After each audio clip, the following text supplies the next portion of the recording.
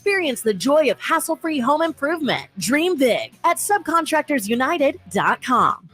Visit Boot Barn for savings on top quality holiday gifts this week only. We're offering $40 off exotic cowboy boots and up to $40 off select leather western boots. Our holiday specials this week also include 25% off select outerwear, western shirts, flannels, and jeans. Additionally, we're offering savings on children's outerwear and denim. Visit us this week and save on gifts for the whole family. Boot Barn, unwrap the West.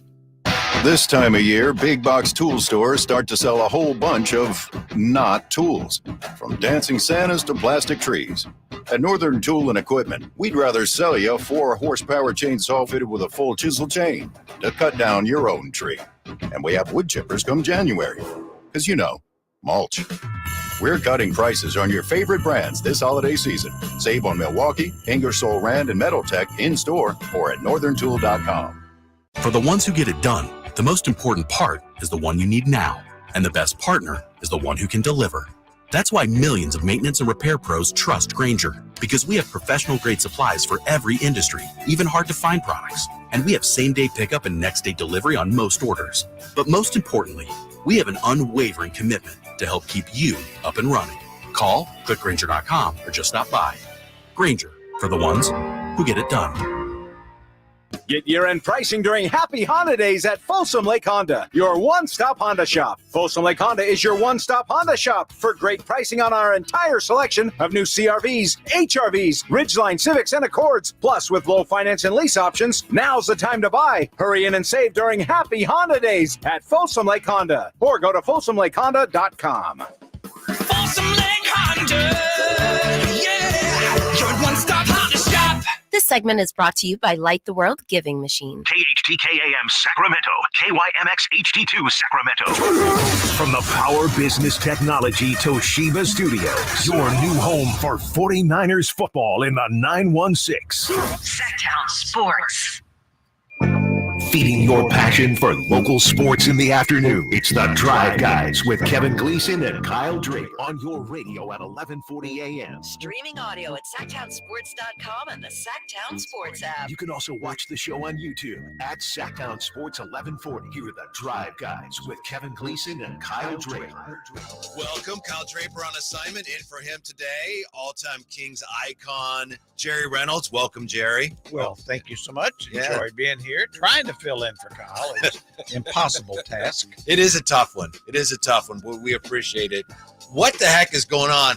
What day is it? It's Thursday and we got NBA basketball tipping off in a few moments? I don't understand. I will never understand. And why couldn't they? I don't understand the early start. Right. Or maybe the ugliest court that I've ever seen. This is something. This is the first game today of the quarterfinals.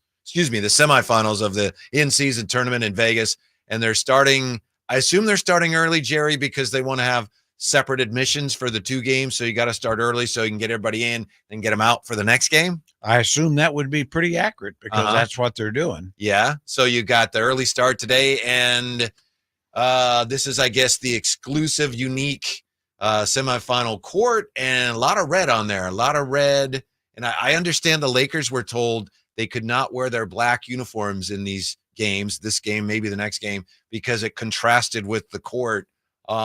It's a bold statement here. With the question I'd ask is what color would not contrast with the court? Yeah. It looks like they're wearing their gold. That's not a real smooth fit with the red and the blue, but hey, so far this thing's been a real success. It really has. I mean, no question about it. The players seem to have gotten into it. The effort was especially outstanding, I thought, with all the teams that were competing to be in it. And so I'd have to think Adam Silver feels very good about it. We discussed it on our old-fashioned 3 podcast, and of course my feeling was and still is that it was a success, and by year 3 I think it'll sizzle. Really? The sizzle will be gone.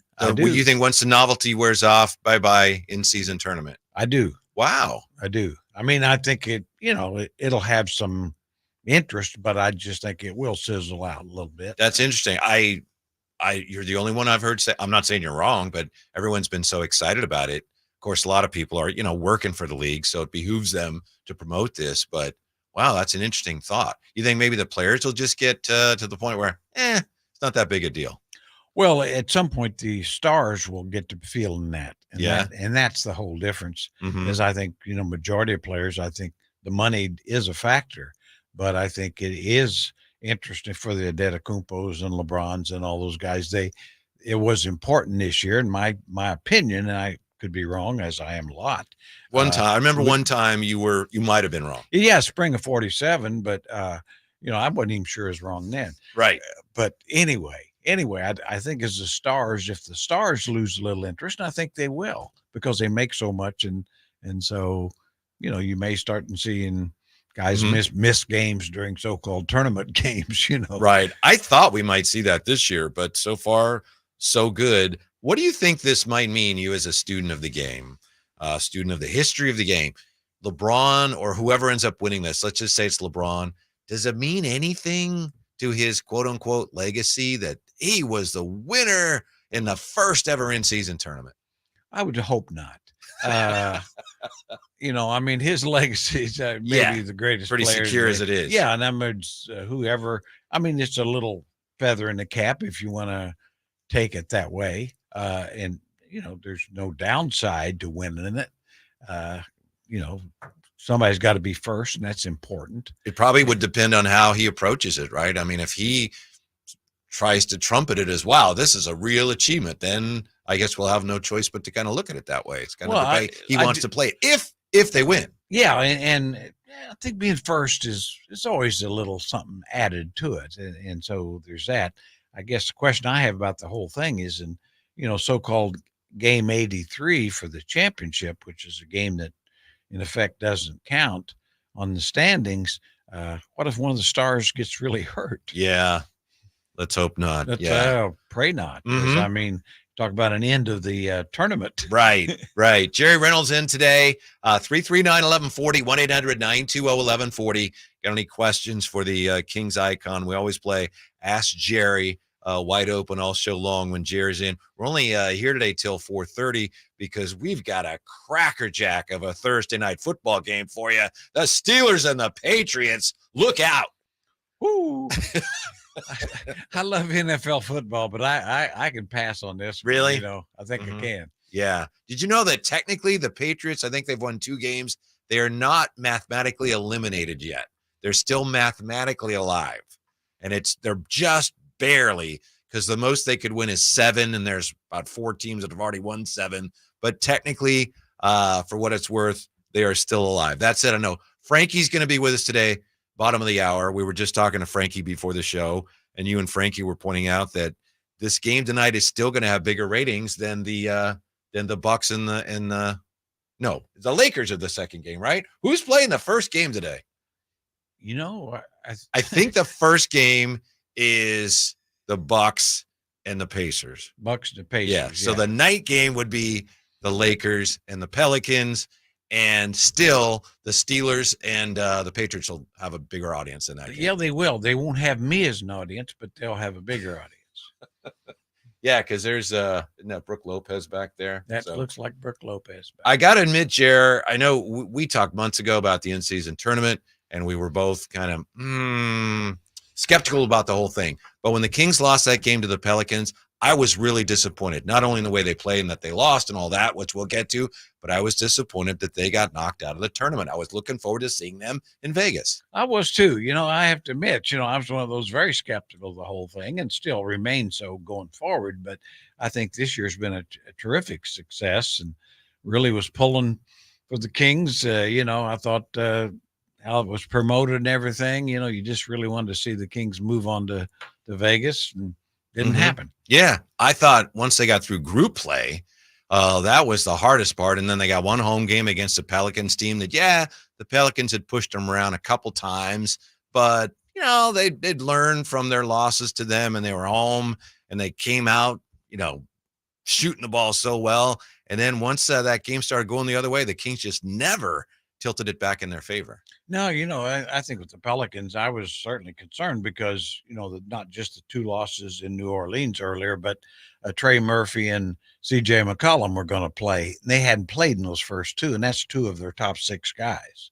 Yeah. And so, there's just no reason to believe they were going to be worse, and they weren't. Mm-hmm. We may also remember that game as kind of the coming out party of the Pelicans because, yeah, as you say, they haven't played together a lot, but that when they are together and they're healthy and they're playing well, that's a potentially really good team. Yeah, it really is. And of course, they're like a lot of teams when they're all together, all healthy, they're terrific. And I think we'd seen that before, but it's also true. Zion, McCollum, and Ingram, the 3 best players, have missed a lot of games for various reasons, injuries and so forth. And so, why would we think it's going to be different? I mean, if they can stay healthy, they're a real threat. Zion didn't. He had 10 points, I think, in the game. He had 6 assists. Did the Kings do a really good job of kind of slowing him down, or did the Pelicans just run everything through Ingram and they didn't really need much from Zion in that game? Well, I don't think they needed a lot. I thought maybe the Kings did do a better job on him, but it was clear that they got plenty of points everywhere else. So and then they got a great bench performance. I think that's the Kings have got a solid bench, but it's pretty clear the Pelicans have a better bench.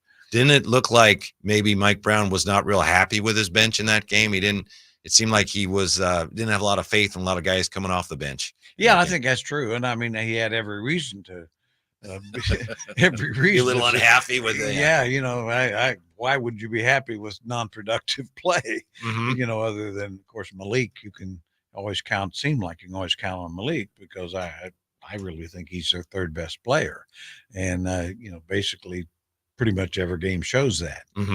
That's good for Malik, but ideally he wouldn't be your 3rd best player, right? Nothing against him. It's great that he plays well, obviously, but you'd like to see maybe Keegan become that guy. Well, yeah, you'd like. I mean, if in a perfect world, if you're going to, for a guy as good as Malik, if he's coming off the bench and maybe a 6th man of the year candidate, which he is, but he could still be your 5th best. Yeah. And you'd be a real threat. So you're right. I mean, that's where you'd like to see Keegan or Herter or somebody else to step into that role, being a much more consistent factor. The Kings are, 11-8 right now, and they're in playoff position. But yet there seems to be right now, they're 11-8, they're 6th in the West. There seems to be kind of a sense of a little more anxiety. Last year, everything was great. Wow, they're going to break the drought. They're going to get in the playoffs. Great. This year so far, it seems like there's a little more nervousness on the part of the fans. Are we overreacting? Are expectations out of whack? I mean, what really, in your opinion, is the state of this team right now? Well, I think there's some concern. I'm a fan, and I think that expectations always can be a factor, and I think but the record is fine. It's just kind of how it's been arrived at. I think a few too many blowouts for a team that's basically very stable, with the continuity they have and the coaching and all that. So that's a concern. And you mean when they look bad, they look really, you're talking about when they get blown out and there are too many games where they're not competitive? They have been drubbed a few times early. They said everybody gets drubbed in the NBA, but usually they wait till mid-year for the good teams to get drubbed once or twice. And so it happens. So I think there's, and I think as a fan, most of us expected the team to come out of the box maybe a little better defensively, even better offensively, and that just hasn't happened. What is the ceiling for this Kings team? We've got that when we come right back. It's The Drive Guys with Jerry Reynolds in today for Kyle Draper on Sactown Sports. It's that time of year again. Sactown Sports is welcoming Santa back to town for the 40th annual Santa Parade, Saturday, December 9th in downtown Sacramento. Grab the family and join us as we celebrate Santa's arrival with marching bands, superheroes, cheer squads, and more. Parade starts at 10 a.m. at 14th and N. We'll see you Saturday, December 9th in downtown for the Santa Parade with Shriners Children's Northern California, California National Guard, and Attic Man Heating and Air Conditioning. Get more information at Sactownsports.com. SactownSports.com. Well, hello there. It's Santa Claus, and I'm checking my list to see who's been naughty or nice. Yeah. Oh, hey, Santa. About that list, I've been a little bit naughty this year. Oh, my. Naughty boys get a lump of coal in their stocking, you know. Yeah, lump of coal.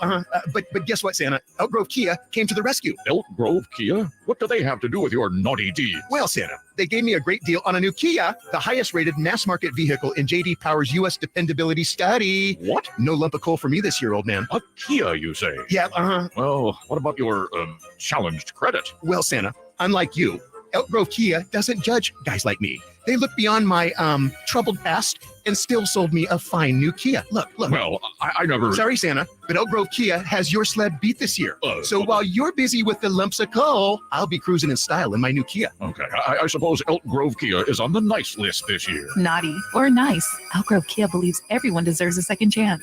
Elk Grove Kia, spreading joy, one car at a time, in the Elk Grove Auto Mall or elkgrovekia.com. This segment is brought to you by Light the World Giving Machine.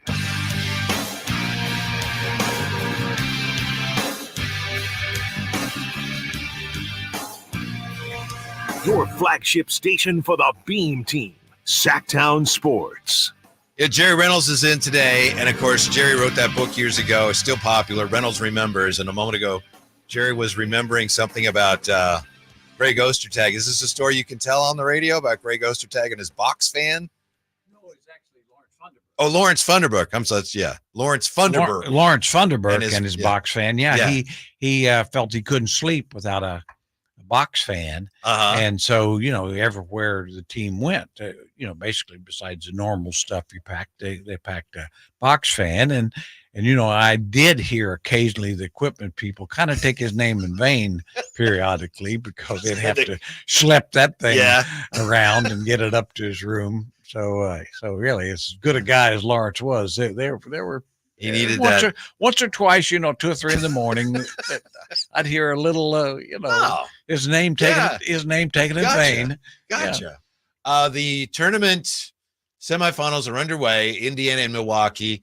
Isn't it incredible that you look at what's going on here in Vegas? They've got an NBA game going now, and just the way Vegas's sports profile has grown now to be, hosting first the Summer League and now this in-season tournament. And it seems inevitable that when they finally expand in the NBA, once they get the TV deal straightened out, Vegas is going to get a team. Oh, I think so. I think the next, obviously, Seattle and Vegas would be the two favorites.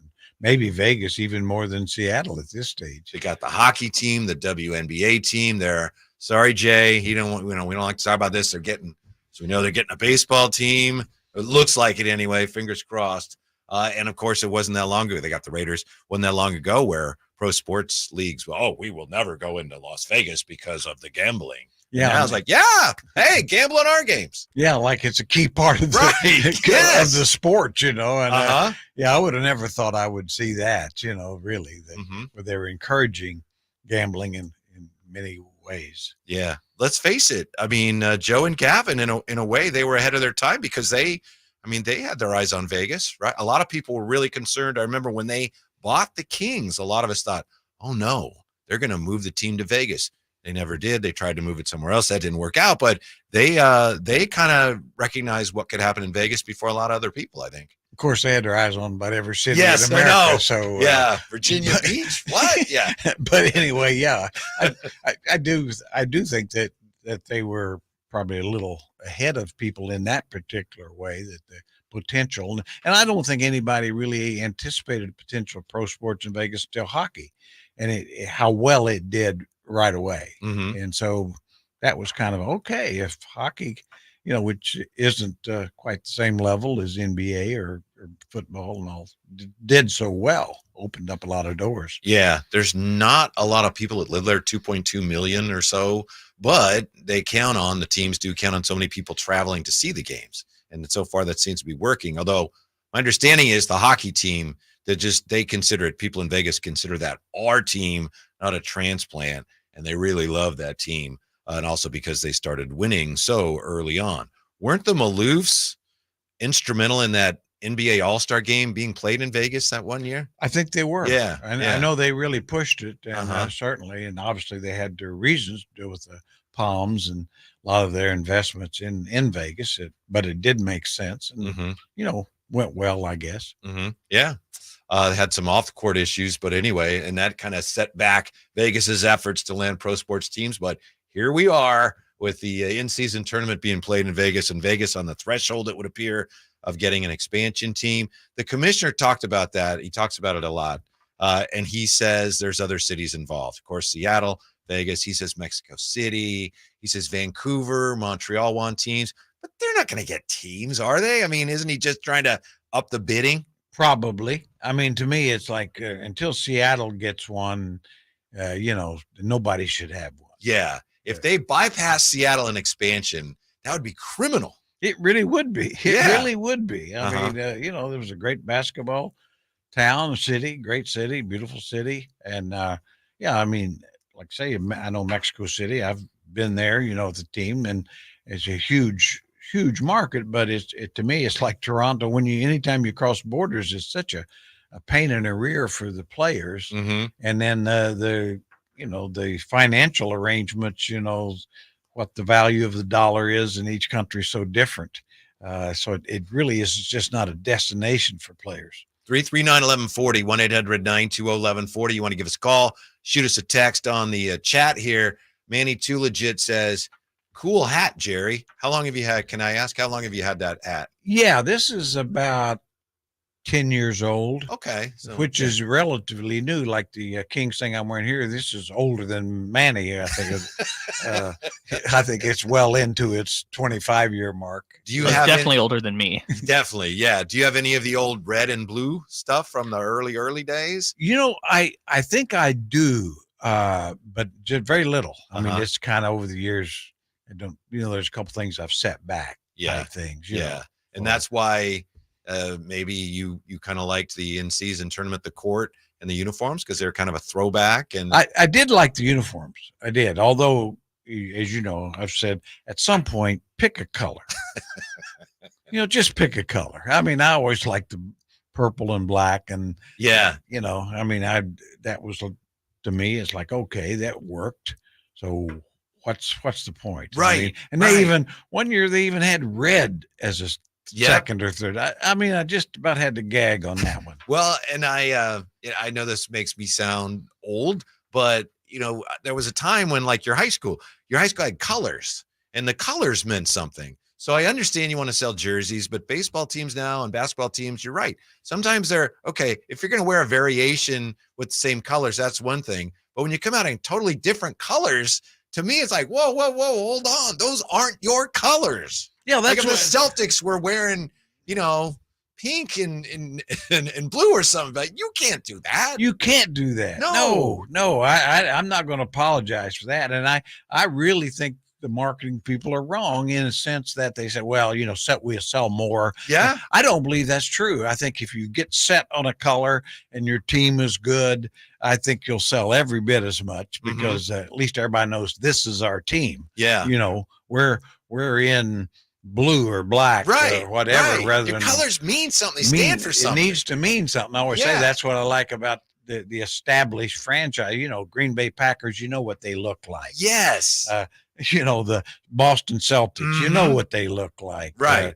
I mean, they really don't change. Kentucky Wildcats. I mean, there's a color scheme, the Duke Blue Devils. And I mean, I think there's some merit to that, by the way. Yeah. I was, of course, Kyle and I were out at the arena Monday, did our show out there before the game. And so we're taking in the scene there, and they had blue T-shirts on the seats for everybody. And it was just a sea of blue with the in-season tournament court. And I tweeted a picture of it, and, a lot of people said, oh, it's sea of blue. That's great. I can't wait to get a shirt. But there was I'd say a fairly significant number of people that said, I don't like the blue. We're purple. So they're still, I think as a franchise, they got to decide what they want to do there. Are we going to be purple all the way? Got the purple beam, or are we going to go back to the royal blue? Yeah. We don't have a royal blue beam, do we? No, we do not. Okay. Yeah. I think so that to me kind of establishes something. And I think it's a perfect time to, kind of make a statement. It's like, well, this is a good young team, fun team. We don't know exactly how good they are, but with the coach in front, everything is really going well. So, okay, this is this is who we are, and we're gonna be. Yes. You know, that's me. I can't. I'm just. And I think the Jazz and the Suns and maybe the Lakers, those teams had purple in their in-season tournament courts, and the Kings did not. And a lot of people were a little disappointed there.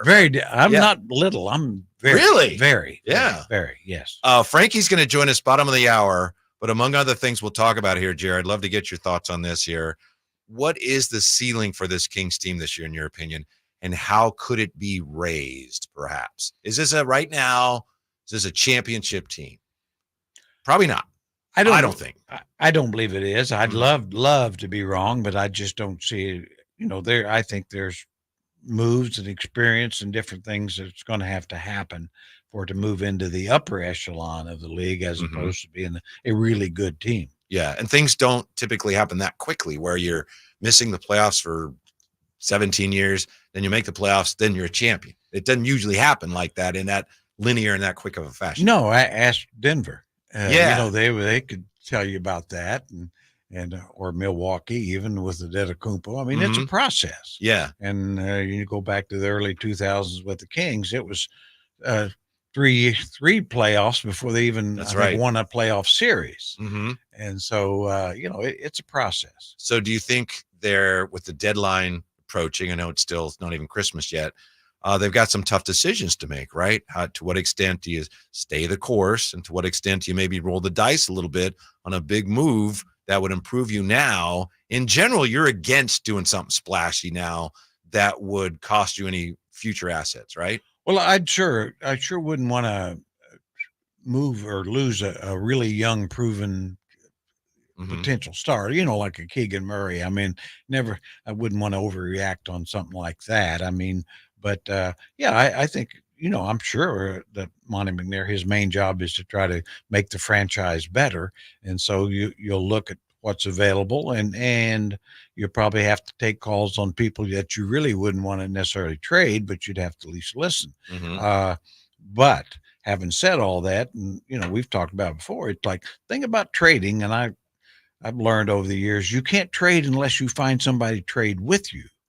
It's and I mean, I think sometimes as fans we don't realize you probably had a lot of guys you wanted to trade but nobody wanted. Oh, right? Yes. There was a ton of guys that I wanted, and we didn't have anybody they wanted, and so that creates a real conflict. Right, hard to get something done. Yeah, there's supposedly Siakam may be available, and Anunoby out of Toronto. Presumably they'd be available. We don't know, but of course you don't know if you'd be able to re-sign them. Then there's a guy. There's a news today about Zach LaVine. Oh, he wants to stay in Chicago, but he's hurt. Some people say he had a procedure on his foot so that he'll be out until he's traded. I don't know Zach LaVine is a guy that a lot of Kings fans get excited about. The Kings had interest in him earlier. I like him as a player, but I don't see him as a fit here. I don't want Zach LaVine. I'm not a huge fan. I think he's a marvelous individual talent, but I've never, he's always been what I call a ball stopper. He really, in this team, I mean, you can afford to have Fox maybe stop it because he's so productive and so good, but you don't need that from anybody else. Right. Otherwise the whole thing the whole thing breaks down. Yeah. And, and then plus his contract status. And he's making a ton of money. Making a ton. And, they've won 3 straight games with him hurt. So that's another thing. Yeah. Bless him. Wish him all the best. Don't really want him here. Who we do want here is Frankie Cardicelli, our Sactown Sports Kings insider. He joins us next with a look at, as we say, what is the ceiling for this team and how do they get to that ceiling this year? Frankie joining us next year. Drive Guys on Sactown Sports.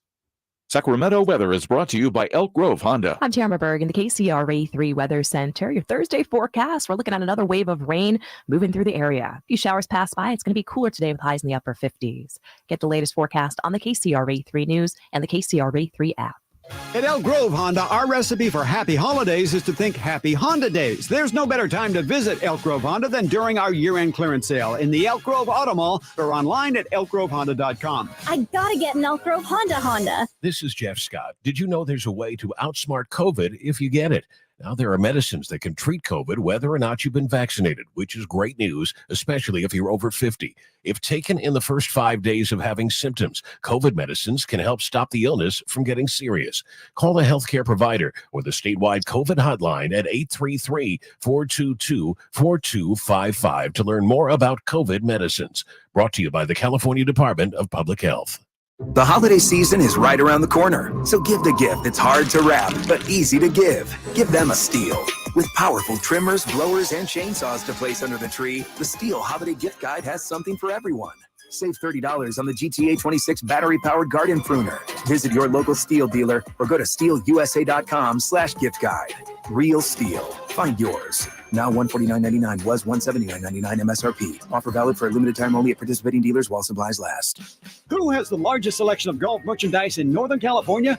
The Hagen Oaks Golf Super Shop. It's the go-to store for golf bags, apparel, equipment, lessons, club fittings, novelty items, and more. With their low price guarantee, complimentary gift boxes, and gift cards for your golfer, it's the Hagen Oaks Golf Super Shop. Add convenient online shopping and effortless after-Christmas return policy, and you'll see why the Hagen Oaks Golf Super Shop is the #1 choice for golfers everywhere. Fulton Avenue at the Cap City Freeway or online at hagenoaks.com. This holiday season, Good Guys Heating and Cooling is turning up the warmth and spreading joy with our Toys for Tune-Ups promotion. Schedule your tune-up or troubleshooting appointment, and with a donation of a new unwrapped toy at the time of your service, we'll waive the fee. It's our way of giving back and making a difference in the lives of local children who might not have the Christmas that every child deserves. All toys will benefit Children's Hope, a wonderful local foster charity right here in Sacramento. Call Good Guys Heating and Cooling at 530-GOOD-AIR to schedule your appointment, or book online at goodguysheatingcooling.com. Happy holidays from the Good Guys family. License number 1057-618. Christmas is in the air at Hanley's Kia. The season of giving back is bringing you an unbeatable deal on all 2024 Kia models. Drive home in style without breaking the bank. Introducing Hanley's Kia incredible leasing option for just $199 a month. Picture yourself behind the wheel of a brand new 2024 Kia, loaded with the latest features and cutting-edge technology. Whether it's the sleek Niro Hybrid with 54 mpg, an EV6 with up to 310 miles, the versatile Sportage, or the family-friendly Telluride. At Hanley's Kia, you can also reserve your luxurious full-size EV9 with 3 rows that has the comfort of a stylish interior and the peace of mind that comes with driving a brand you can trust. Head over to Hanley's Kia, the season of giving back today, located in Davis. New 2024 Kia Niro Hybrid EX for $199 per month for 36 months after $7,999 customer cash due at signing plus $300 military customer rebate. 10,000 miles per year and 20 cents per mile after 30,000 miles based on sale price $30,545 and payment excludes taxes and DMV fees and any dealer fees. Vehicle ID number R5136138. For a business to thrive, there needs to be a constant stream of new customers. This happens through strong lead generation. Did you know that lead generation is one of the most important tools of any marketing campaign? Let us help you identify your target audience and market your products and services to them. To get started today, contact aimyourdigital.com. That's aimyourdigital.com and start seeing results today. Yep, 'tis the season. Hi, if you're like me, you take pride in your gift giving. Well, I've got a terrific idea for you. Gift cards from the Good Feet store. Okay, so arch supports aren't exactly what they've been hinting for, but you know they'd love them. And with the Good Feet lifetime warranty, it's a gift they'll enjoy forever. Buy a Good Feet gift card now, and Good Feet will boost its value 20%. That's a 20% gift free from the Good Feet store. If you have someone on your list who's on their feet all day, has sore feet, knee, hip, or back pain, or even plantar fasciitis, maybe needs an energy boost, or just wants to maintain their active lifestyle, a Good Feet Arch Support gift card could be the perfect gift. The Good Feet store in Sacramento, Roseville, Stockton, Modesto, and Vacaville. Online at goodfeet.com.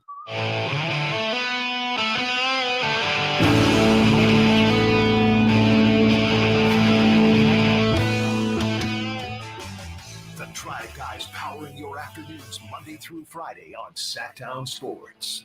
Yeah, rainy, cold today, but Jerry Reynolds in for Kyle Draper, bringing just a ray of sunshine and wisdom and knowledge. Whitey Gleason here. It's a Drive Guys. Jerry, I know that you are a nickname guy. Frankie's joining us here. Frankie Cardicelli, our Sactown Sports Insider. He has a nickname that he doesn't like that other people have given him. Which one? Yeah, and I just, what do you think? You see Frankie here, the nickname that he's been given, I'm not sure why, is a cowboy. He's the cowboy Frankie Cardicelli. Do you think that nickname fits him? No. No, I don't think so either. It's been a tough run for me, Jerry. It was the King's Cowboy. The King's Cowboy. And then it's Pizza Guy, which we all know Isaiah Thomas is the pizza guy. You're Pizza Cowboy. Forever. Yeah. But for some reason during King's Media Day, I took a piece of pizza, and now Carmichael Dave and Christopher Law, they're calling me Pizza Guy. So now it's one day I'm Cowboy, one day I'm Pizza Guy. I don't like either. Or Mark Dagnall to you for a while. He reminds me a little bit of Coach Dagnall. I don't know. No. I don't see it either. I don't see it either. Pizza Cowboy. That's what I'm going with. Clearly, it's just unfair attacks. It is. Yeah. It's untaxed. Maybe There's at some point, slander. maybe Jerry will feel compelled to give you a nickname. I have to earn that. I got to earn would that. probably stick. I'll come up with something for it, but I mean, I could do better than that. Thank you. I know you're the king of nicknames, Jerry, and I have to earn that, obviously. Yes. I mean, but you're on the right track. I think you're worthy. You're nickname worthy. Yes. Thank you. And it's not cowboy. Thank you. See, the king has spoken. Yes. Next time you talk to Malik Monk, can you share with him Jerry's nickname for him? No, I told you. I think it was. You just can't help but think about it. I don't care, but I would never use it because unless he wanted you to. But I hear what it is? I think I've heard it before. Yeah, Chip. Yeah, that's right. Chip. I think it'd be great. I don't see anything wrong with that. Well, I just don't think he'd like it. I mean, but then again, he might. I always say, when years ago when had some lady jump me about using Beno Udrih as a Tasmanian Slovenian, she thought that was disrespectful. I said, well, Beno loves it. Yeah, I mean, and so I could care less what you think. I mean, right. Beno really likes it. I brought that up the other day about Beno because we were talking about him last night at practice because he's in Pistons organization now, I think, right? Or he's assistant coach somewhere. But just talking about how because Brendan Nunez, I think have you met Brendan? He was a Bay Area guy growing up and not very familiar with the Kings not like the the early 2000s Kings, the real thick of it Kings, the 08, 09, 2010 Kings. And I said, Beno was like one of the bright spots when I was growing up because he was just so fun to watch. And I had to teach him a thing or two about Beno. And Beno, right? Solid backup. Oh, he's a very good player, probably a top level backup and a low level starter. I mean, that's the reality of it. If Beno's your starter, you're not going to win a lot of games. And if he's your backup, a 20-minute backup, you can be good. I know that, and we can't say it on the radio, but I know when you were interested in acquiring him, Pop gave you a very clear scattering report on what Beno brings you. He did, and we'll can't just go there, but we'll just keep that within ourselves. I'm about to hear that off the air. I'm going to have to hear that off the air. But we're on the air now with you, Frankie. Hey, how come people are so disappointed? This team is, 11-8, but they get knocked out of the play-in. And there's a lot of angst right now in the Kings fan world. Yeah, I mean, first and foremost, I mean, it's a bummer to get booted out of the in-season tournament when how fun it was and how well the Kings were playing. And obviously you can see right now, aside from the interesting 2 p.m. start, which we were talking about, I think it is a very successful event that the NBA's put together here. And it's early on, and it could look a lot different down the line. But it hurts. The Kings had a packed house on Monday night, and against a team that has been kind of bullying the Kings this year. They fall to 0-3 against New Orleans, which is never fun. But it was almost interesting to me to see the Kings are better at this point in the year than they were last year from a record standpoint. And that's while dealing with injuries, which they hadn't had to compared to last year, didn't have to deal with anything like this. They've had to deal with a slew of injuries, whether it's De'Aaron Fox, Keegan Murray, you have Chris Duarte who's been banged up with some knee issues, Alex Len out for almost 2 months.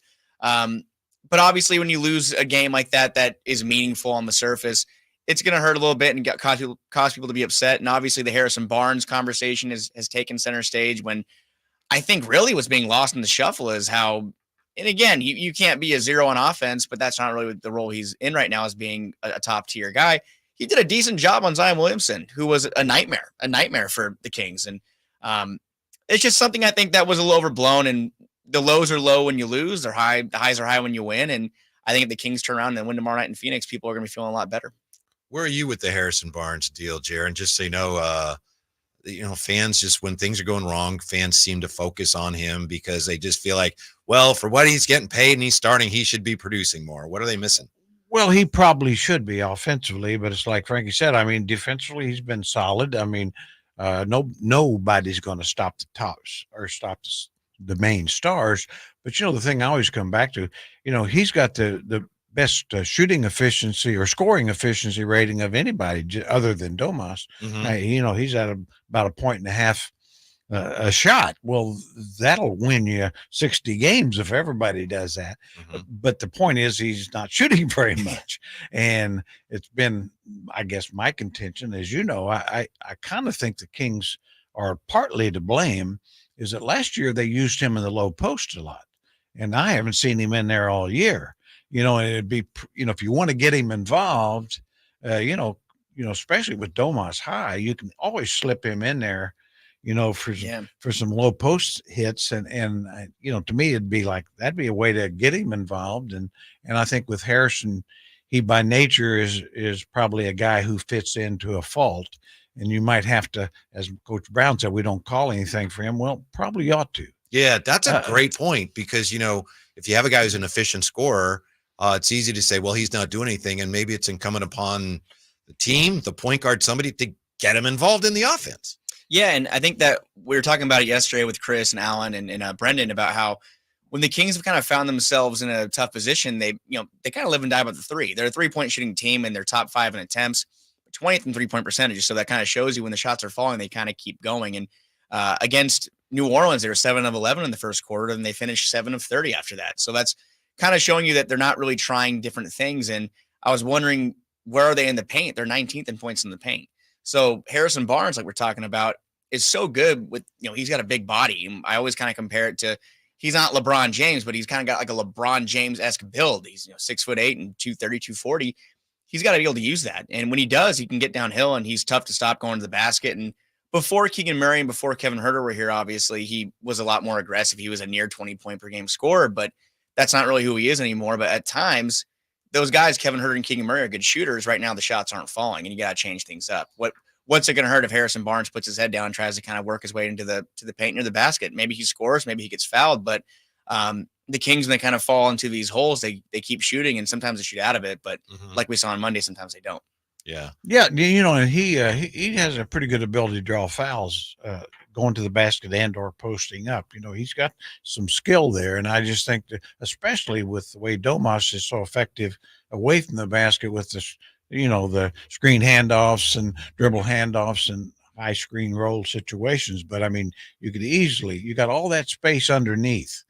You got all that space underneath, and it's not being used in effect. And as opposed to just having guys spotted up, you hope will get a three and make a three. Yeah, knock them down. And you have to hope they will fall down at some point, because, I mean, Keegan Murray, he's shooting 30% from three right now. Kevin Huerter, we've seen he turned it around. But yeah, you want to see them change it up a little more and mix things up, because you don't want to be predictable. And the Kings, when they're really not hitting threes, there's not much going on outside Sabonis in the paint, and Fox, obviously, what he can do to get into the paint with his ability to, even the step back jumpers, what have you. But I think the Kings need a little more of everybody as far as getting inside the paint. Yeah, that's No Name Cardicelli, and of course Jerry Reynolds with us here. Drive guys, how come the Kings aren't running more? I don't know if it was you. I know you were there. Somebody asked Mike Brown about that. He had a really interesting response to that question after the last game. Why aren't the Kings getting out and running more? I mean, everyone has said it coming into this year that all of 29 other teams have had a chance to scout them. They know how to cut them off and slow them down.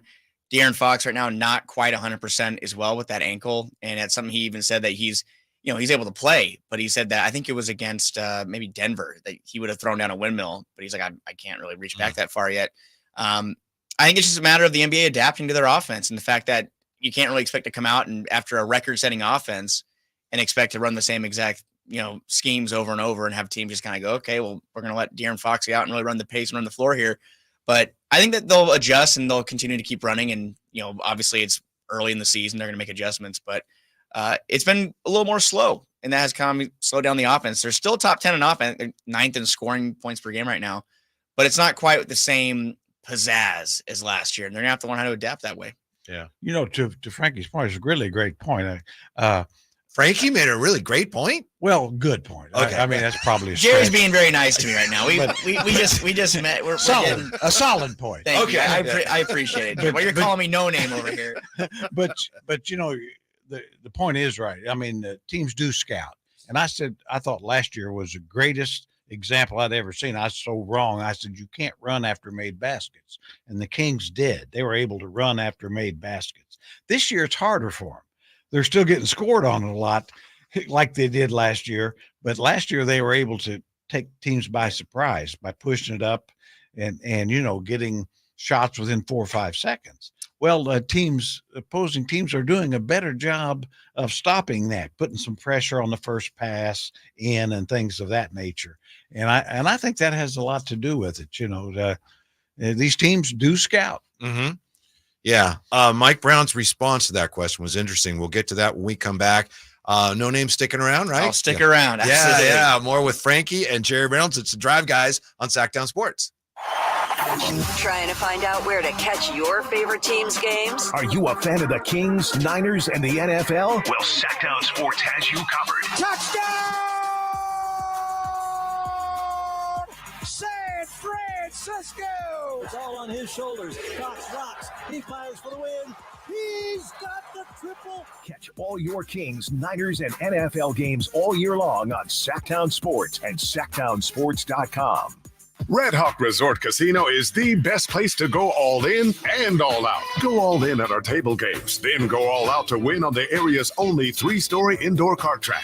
Or go all in for our famous award-winning buffet. Then go all out at our state-of-the-art 18-lane bowling center. And now with a world-class sports bar and beautiful resort hotel, you can go all in for fun and all out for comfort. We're Red Hawk Resort Casino, official casino partner of the Sacramento Kings. Hey, it's Deuce and Mo. Make this Christmas unforgettable by shopping at our friends Sharif Jewelers. Do you even remember what you got last Christmas? No. Well, you got to make this one memorable. Okay. Make sure to go into Sharif Jewelers. You can get diamond studs, tennis bracelets. There's so many classic, timeless pieces that can be worn every single day, available in both lab-grown and natural mined. In so many different price points. So don't go anywhere else this holiday season. Support a local, family-owned business rooted in Sacramento for 30 years. Sharif Jewelers. Winter is coming. I know you know that, but are you prepared to keep your family warm all season long? At American Energy Heating and Air, their goal is to exceed your expectations of the heating and air industry by valuing the customer experience and making your home comfort system as efficient as possible for the most value. So book your $49 furnace tune-up and safety inspection today. Prevent dangerous gas leaks. Extend the life of that furnace and save on your energy bills. And here's the guarantee. This isn't a sales call. They're not getting in the door so they can try to sell you a bunch of stuff. No, they're just going to do what they say they're going to do. Call today to schedule an appointment at 916-520-9990 or go to AmericanEnergyAir.com. Been serving the greater Sacramento area since 1981. A+ Better Business Bureau rating. Get your $49 furnace tune-up and safety inspection today. 916-520-9990. American Energy, making the uncomfortable comfortable. Golf to Go is brought to you by the Hagen Oaks Golf Super Shop. Here's Frank LaRosa. A couple of weeks ago, I had the honor to enjoy a conversation with PGA Tour player and U.S. Open winner Jim Furyk, who's also the first to shoot 58 in a PGA Tour event. We talked about junior golf, his experiences on tour, and plans for the future. He also revealed his commitment to a new golf shoe manufactured by Boxto Golf. I took notice because when a person makes his living playing golf, he looks for advantages in preparation, equipment, and certainly his shoes, which are the only contact with the ground. Boxto is a premium brand specializing in handcrafted leather golf shoes designed for players who demand quality, style, and performance. With full-grain leather upper and soft leather linings, the shoes offer unmatched comfort. They're a perfect blend of classic style and modern design. If Boxto Legacy golf shoes and belts are good enough for Jim Furyk, they're good enough for me. Learn more at boxtogolf.com. That's your golf to go. I'm Frank LaRosa. iPhone 15 Pro on Verizon. It's your last chance to trade in any iPhone in any condition for the new iPhone 15 Pro with titanium and iPad and Apple Watch SE, all on us with Unlimited Ultimate. Go to your local Verizon store now. iPhone requires Unlimited Ultimate plan first. Service plan required for iPad and Apple Watch. $999.99 device payment or full retail purchase with new smartphone line required first. Less $1,000 trade-in/promo credit. Up to $459.99 device payment purchase with new line on eligible plan required per Apple Watch or iPad. Less up to $459.99 promo credit per device applied. 0% APR. Additional terms and conditions apply.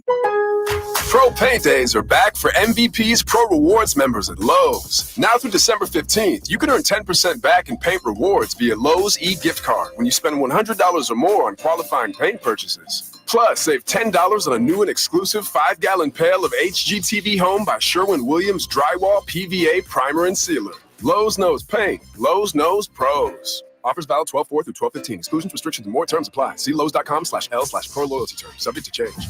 At Elk Grove Honda, our recipe for happy holidays is to think happy Honda days. Let's explain. Happy is a good thing. We all like happy. Honda stands for quality, reliability, comfort, design, peace of mind, value at resale, and a lot more feel-good words. Days is how long you have left to take advantage of Elk Grove Honda's year-end clearance underway right now. Elk Grove Honda is located in the Elk Grove Auto Mall, Highway 99 at Elk Grove Boulevard, or visit us at elkgrovehonda.com. I gotta get an Elk Grove Honda. At Jim Boy's Tacos, you get a ho-ho-ho lot of flavor for under $10. Our classic #2 combo meal spreads cheer with a farm-dusted ground beef taco, scratch-made bean and cheese burrito, and a soft drink. So jingle on down to Jim Boy's or order online at participating locations.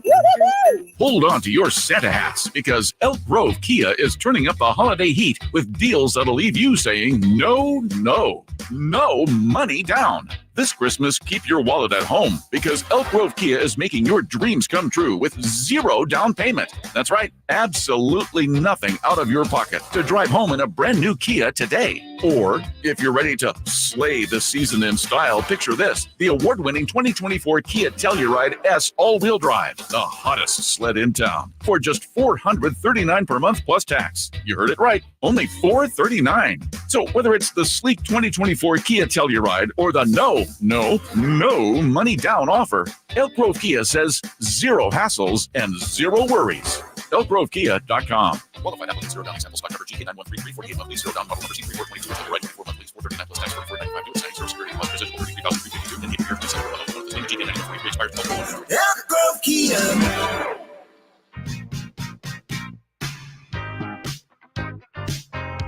The Drive Guys, live and local, every afternoon, Monday through Friday on Sactown Sports. Kyle Draper on assignment today. Whitey Gleason, Jerry Reynolds in for Kyle, and Frankie Cardicelli, our Sactown Sports Kings insider, with us. We've been talking about the Kings, where they are, what they need to do to get to where they want to be, and we were just discussing the fact that Mike Brown says we're not running enough. Why aren't the Kings getting out and running more? And he was asked about that after the loss to the Pelicans. And what Coach Brown said was, he said, we have too many guys coming back, calling for the ball instead of sprinting down court. And Kevin Huerter said something that Davion had said when they were in Houston. And Kevin Huerter said, paraphrasing, we're focusing so much on defense now, it makes it harder to do what they want us to do on offense. And I don't know, Jared, that doesn't make a lot of sense. It really doesn't. I don't understand quite. I understand focusing on defense, but once the play is over, once they've scored, your responsibility. Now, correct me if I'm wrong. I think it's over. You have nobody. So. You have nobody to guard once the ball goes in. Is that true, right? Frankie? You confirm that? I can confirm that. Yeah, that does seem correct. And so, just like it's time to sprint down the floor, I believe would be the correct assumption there. So I think Coach Brown's probably right. I don't know about Kevin and Davion. I think they're maybe a little cop-out going on. Yeah, I think also one thing that's kind of interesting about the Kings is they have a lot of different guys bringing the ball down. It's not really like the traditional, okay, you got your point guard, bring it down every time. You see, obviously, sure. Domas brings it down a lot. Kevin Huerter will bring it down sometimes. Malik Monk, when he's in, he has been, the unofficial point guard of a second unit as far as the assists go. So I think it just might be when whoever's on the floor at the same time, maybe there's some confusion for a moment about who's bringing the ball down. And in that split second or 1.over seconds it takes, that slows you down. And sometimes that's all it takes. We saw it with the Suns from back in the day with Steve Nash and Mari Stoudemire. They weren't wasting any time getting the ball down the floor. And the Kings last year, 7 seconds or less, baby. Yeah, the Kings weren't either. So I think right now we're seeing that, which is a good problem to have. You have guys that can bring down and initiate the offense. Mm-hmm. I just named 5 right there, but you want to be a little more clear cut and know what you're doing. That way, when a basket is made, you can kind of get back in transition and get the ball in the basket, I guess, in a timely manner. Frankie, as far as I know, you're not a doctor. So my grandpa is. I'm not. Really? Yeah. What kind of doctor? He was an OBGYN for 40 plus years. Yeah. All right. But you decided you didn't want to follow in his footsteps. No, I did not want to deliver babies, but he jokes that he wanted someone in the family to follow the footsteps. I could not do that. Okay. No. I was going to ask you a medical question though. So I'm basically an expert. Right. Exactly. What do we know about Keegan Murray's back? Really? We know that he sat out yesterday, and today he was back on the floor, full participant, and we'll probably have an update on his status. The NBA puts out their injury report probably in the next 45 minutes. It might be on there or the one after that, but we'll know by tonight. And obviously with back injuries, and it's something that we were talking about with Henry Turner, and we had a nice conversation with him a while back, just saying how backs are different. Like backs are different as far as injuries go. And I think when players or in any sport go through a knee injury or, an elbow, whatever, like there's kind of a clear pathway to what we need to do to get this dealt with. Back is kind of tricky. Backs can span your lifetime, and especially low back. I mean, we're all human beings. We all feel back pain time to time. It can ruin your day. Obviously King was at a point where he really needed to shut it down and take some time off. And I think we all kind of, we're a little nervous seeing him hold his back after contesting that Brandon Ingram jumper and going to the locker room. But the fact that he came back out and finished the game, and the fact that he was out there today fully participating, I think that's a good sign as far as he's in a good spot to play tomorrow night. Now we don't know for sure, but I think that he's in a good spot compared to where he was a week and a half ago. And the Kings having the off week, was it Monday to Friday? A bummer, because we want to watch the Kings in the in-season tournament, obviously, but good for guys that have been banged up. And that includes De'Aaron Fox, who is still not 100% with that ankle injury. And like I talked about earlier, the Kings are kind of banged up right now, and that's not really where they were last year at all. And they have to take advantage of this downtime. And they're asking an awful lot of Keegan Murray right now. You can understand he's got the weight of the world on his back. Well, too, and as Frankie pointed out there, I mean, I think, backs are so tricky. And I mean, I know too many people, that lost careers due to backs. I mean, Larry's career was kind of cut short, wasn't he? Right? Yeah, you basically had to have a fusion. He was building his mom's driveway, wasn't he? Yeah, that's how it started. Was typical. Was shoveling gravel in his mom's driveway. It's a good move, Larry. Why weren't you helping him do that? Well, if I'd been I would have, because he'd have made me. He'd have said, if you want a cold beer, you shovel. That was kind of the way that went. But I mean, Jeff Petrie, would probably been a Hall of Fame player. I think, was Rookie of the Year, and then was a great player, great shooter. But lower back finished him off. Really back still has a lot of back problems, and so to me, you worry more about that, as you point out, than you do knee injuries. That they're so much better taking care of those kind of things than they used to be, because just a minor knee injury would have probably ended a career 40 years ago. I guess the nice side is he's young. He's 23 years old, and you can see if the young body can bounce back quick, but it is something that I think Kings fans should keep an eye on going forward. Do you think the Kings will bring in a piece or two at the deadline? Do you think they need to get where they want to be this year? I think that, and we talked about this yesterday again, so it's pretty fresh. It's like, is there a need? Do they need to? Yes. The question is it need to be this year? And that's an answer. I don't know. I mean, it could be, maybe, if you think that, like, I think I put it this way. De'Aaron Fox, if he was on an expiring contract, or maybe Domantas Sabonis is a better example because he just signed that extension. If he was an expiring contract right now, if that hadn't happened, I'd say that this is the time the Kings have to say, okay, we have to maximize this window. Because if Sabonis, if by some chance is saying, okay, I'm going to see what my options are this summer, you need to go out there and get that OG Anunoby or Pascal Siakam, whoever down the list, because this is your one shot. They have a little bit of leeway here because Fox is under contract for 2 more years. Wants to stay here. Sabonis 4 more years. Mike Brown's under contract. Monty McNair, Kevin Huerter, all these guys, you have your core. But if you feel like, okay, let's say the Kings are, the 2 seed in February. Yeah, I mean, maybe you still, okay, let's swing for the fences and go for the move. My opinion is, I think if you're in a position where it's not going to cost you too much draft capital, because the Kings have draft capital, obviously, but you don't want to have a Oklahoma City and Clippers deal where you're trading off 5, 6, 7, which they wouldn't do that, picks. You want to be able to have that in your back pocket for something down the line, because players that are available a year from now, we don't even know who that is going to be yet. Right now, the big names are Zach LaVine, Pascal Siakam, OG Anunoby.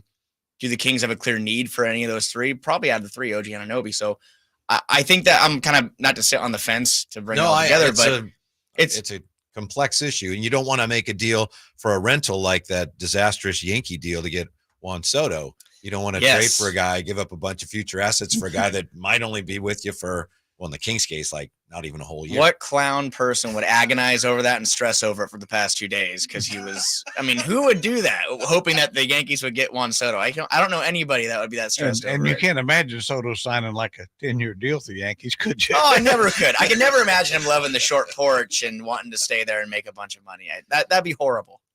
Great Kings coverage, as you should know. Sactownsports.com. Of course, you hear Frankie on station all the time. Thanks, Frankie. We appreciate it. Yeah. Thank you, guys. It was an honor to talk with you guys. I'm looking forward to my next nickname, whether it be from you or obviously it won't be from me. Jerry. Yeah, because we got the master on. It's gonna take a lot of preparation. Okay. You know, I mean, it's of course I'll probably forget about it before I get home. That's fair enough. Thank you guys for having me. When we come back, Jerry weighs in on that constant back and forth over the value of Harrison Barnes with the Drive Guys on Sactown Sports. Every 40 seconds, a child is reported missing. That's 2,000 children every single day. It's a heart-wrenching reality that we can no longer ignore.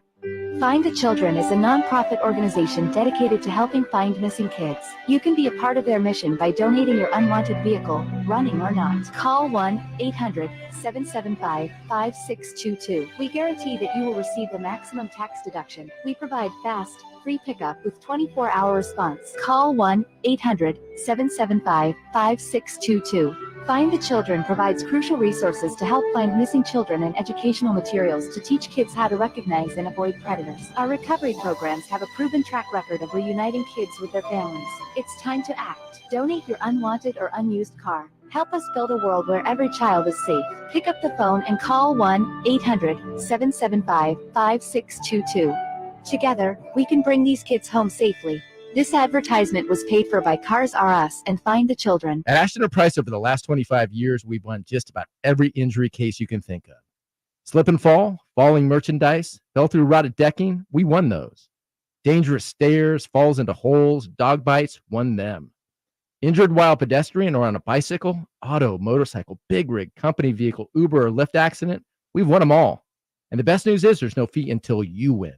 So no matter how you got injured, remember, for the best advice, don't think twice. Call Ashton and Price. iPhone 15 Pro on Verizon. It's your last chance to trade in any iPhone in any condition for the new iPhone 15 Pro with titanium and iPad and Apple Watch SE, all on us with Unlimited Ultimate. Go to your local Verizon store now. iPhone requires Unlimited Ultimate plan first. Service plan required for iPad and Apple Watch. $999.99 device payment or full retail purchase with new smartphone line required first. Less $1,000 trade-in/promo credit. Up to $459.99 device payment purchase with new line on eligible plan required per Apple Watch or iPad. Less up to $459.99 promo credit per device applied. 0% APR. Additional terms and conditions apply. Pro Paydays are back for MVP's Pro Rewards members at Lowe's. Now through December 15th, you can earn 10% back in paint rewards via Lowe's e-gift card when you spend $100 or more on qualifying paint purchases. Plus, save $10 on a new and exclusive 5-gallon pail of HGTV Home by Sherwin-Williams Drywall PVA Primer and Sealer.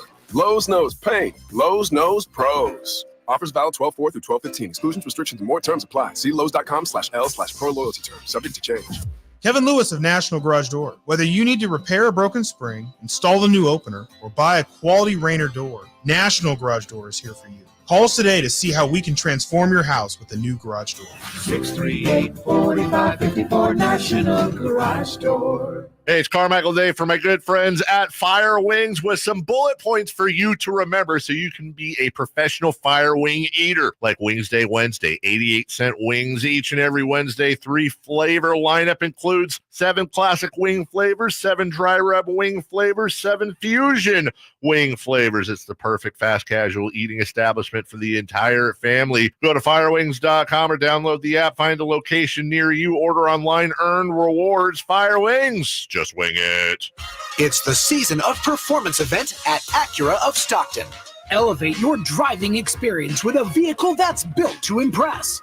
Lease a new Acura RDX or MDX. Acura of Stockton has a great selection of new Acuras and customer service that will exceed your expectations. Take luxury to a whole new level in a new Acura from Acura of Stockton or AcuraofStockton.com. where precision-crafted performance is at your fingertips. KHTKAM HD1 Sacramento, KYMX HD2 Sacramento. From the Power Business Technology Toshiba Studios. This is Sactown Sports.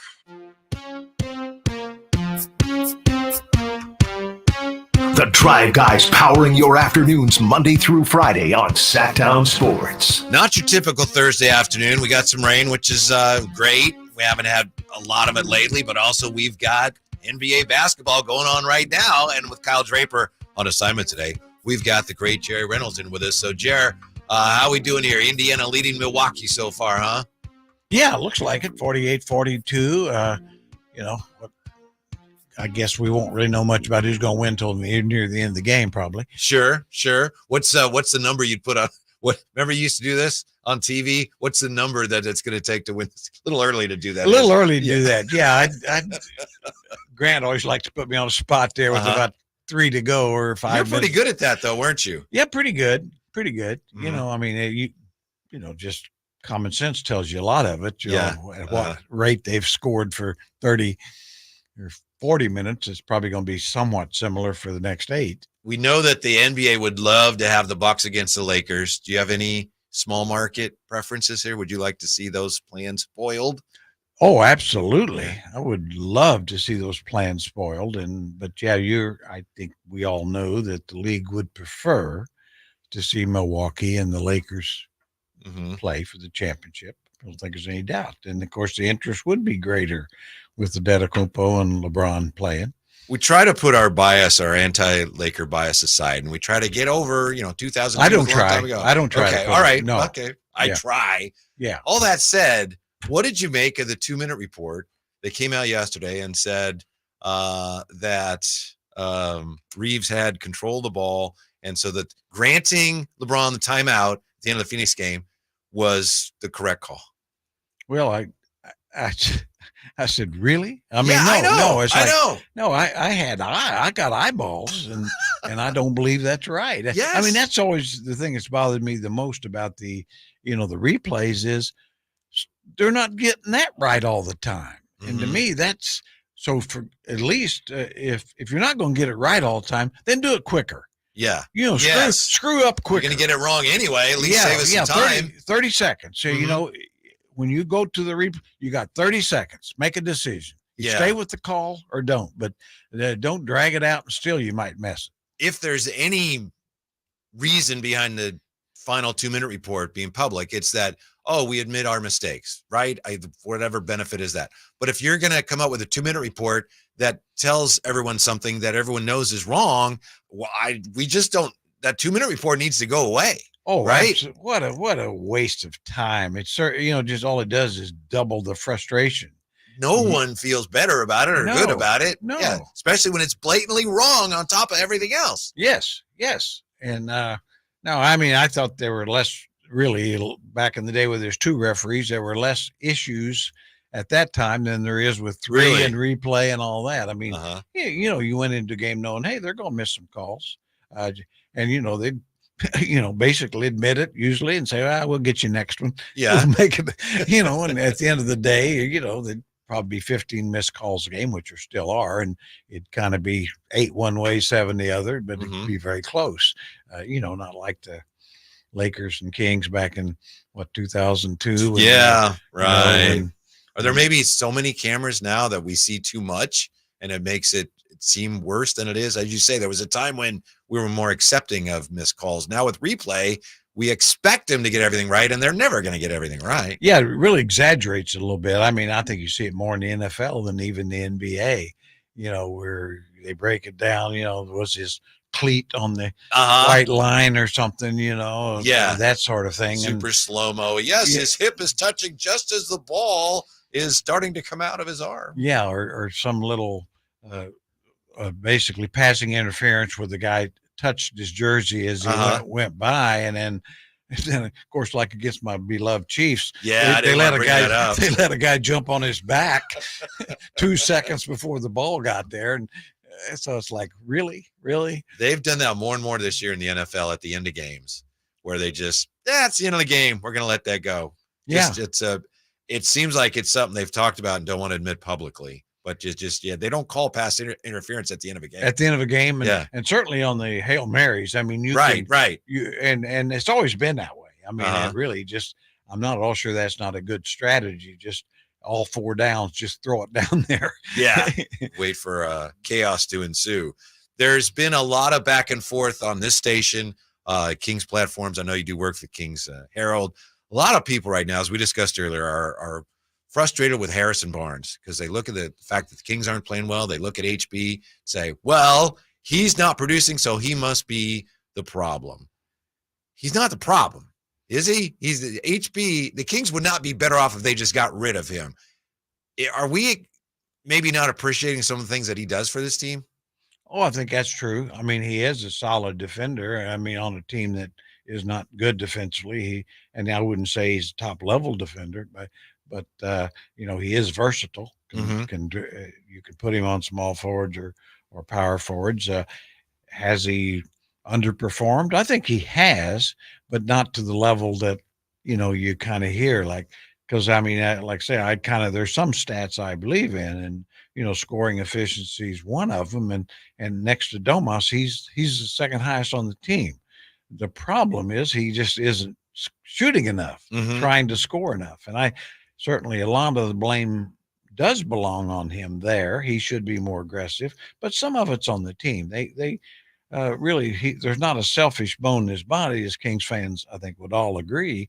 So you really need to find ways to get him involved early and a little more often, because he's not going to go searching for shots, like maybe a Monk or Fox would, and as they should. But maybe he should a little bit. I think he should. Sure. Yeah.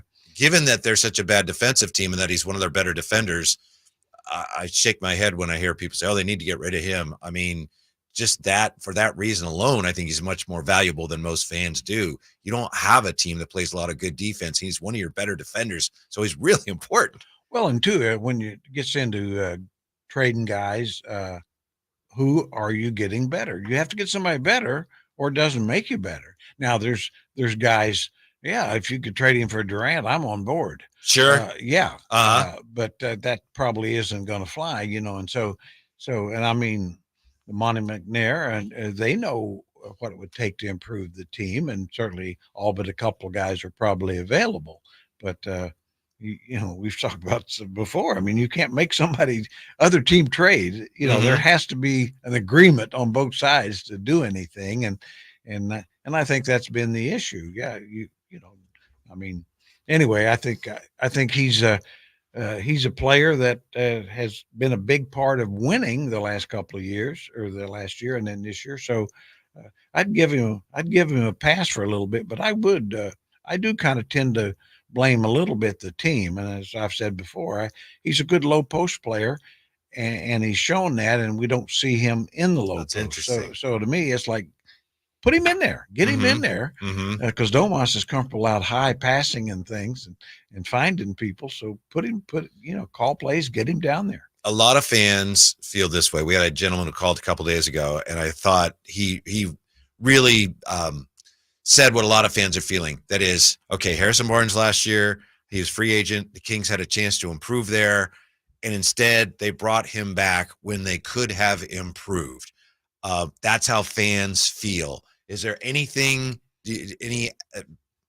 that, yes, the Kings missed an opportunity there by bringing back Harrison Barnes? Well, at his contract, you'd have to say, now, who can you get better at that exact contract? And who's available as a free agent that would have signed that's better? A lot of fans will say, Jerry, and I'm not one of them, they should have gone after Kyle Kuzma. Yeah, well, you could have, and that wouldn't have been enough money to get Kyle Kuzma. Right. I mean, not by a long if shot. He wanted to come here. If he wanted to come. And so, and I'm not a huge fan of Kyle Kuzma either, by the way. I mean, I think he's a good player. Bless him. I just don't want him on my team. Yeah, he's a little bit like a Zach LaVine. I'm just not sure he's a guy that fits into an unselfish team concept. Yes, I agree. I guess that's the way I'd put it. And I think that's the real strength of this team, and is that it's totally unselfish. I mean, I don't know that I've seen a team any more unselfish than this team, and which is kind of the problem sometimes, I think, with Domas and Harrison Barnes both, where they don't look for themselves enough. So the other side of that coin to me is Harrison Barnes has games like the last game where he only gets 3 shots. And okay, maybe he should want the ball more, but it's not an issue for him. Whereas if you had one of those other 2 guys, I mean, it's hard to imagine Kyle Kuzma or Zach LaVine only getting up 3 shots. But if they did, it would be a huge issue, right? For Harrison Barnes, it's like we're on to the next game. Well, I guarantee you that if, in fact, either one of those guys were here and maybe had 5 shots, you'd look over on the bench while they were being taken out, and their heads would be down with a towel on it. Yes. And pretty soon there'd be leaks to the media. Yeah, we don't need any of that. Don't need any of that drama. When we come right back after a quick break here, we'll take a look at the split personalities of this year's Kings. Jerry's in for Kyle Draper today. It's the Drive Guys on Sactown Sports. Check out the Golf to Go Hour with Frank LaRosa every week on Sactown Sports. Get the latest on equipment, area courses, people who play the great game, and plenty of good conversations about golf. It's the Golf to Go Hour every week with Frank LaRosa on Sactown Sports. Golf to Go is brought to you by the Hagen Oaks Golf Super Shop, America's most awarded golf facility. Nature Wood Home Furnishings, where it's all about choices and always about quality. Finding great candidates to hire can be like, well, trying to find a needle in a haystack, but not with ZipRecruiter. Its powerful technology actively finds and invites qualified candidates to apply to your job. So while other companies might deliver a lot of hay, ZipRecruiter finds you the needle in the haystack. See why 4 out of 5 employers who post a job on ZipRecruiter get a quality candidate within the first day. Try ZipRecruiter for free at ZipRecruiter.com/free. That's ZipRecruiter.com/free. Hey, it's Carmichael Dave letting you know Capital Casino, Sacramento's #1 poker room and primetime football location is back. Cap Casino giving away $500 per game in high hand bonuses for every Sunday, Monday, and Thursday night primetime game, offering the best food, best service, and the best action with the most variety of games in the region and conveniently located in downtown Sacramento. Check it out, Capital Casino. And as always, please remember to gamble responsibly. 1-800-GAMBLER.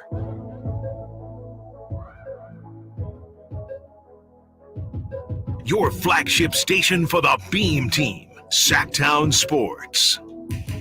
38.6 seconds left in the second quarter of the first in-season tournament semifinal.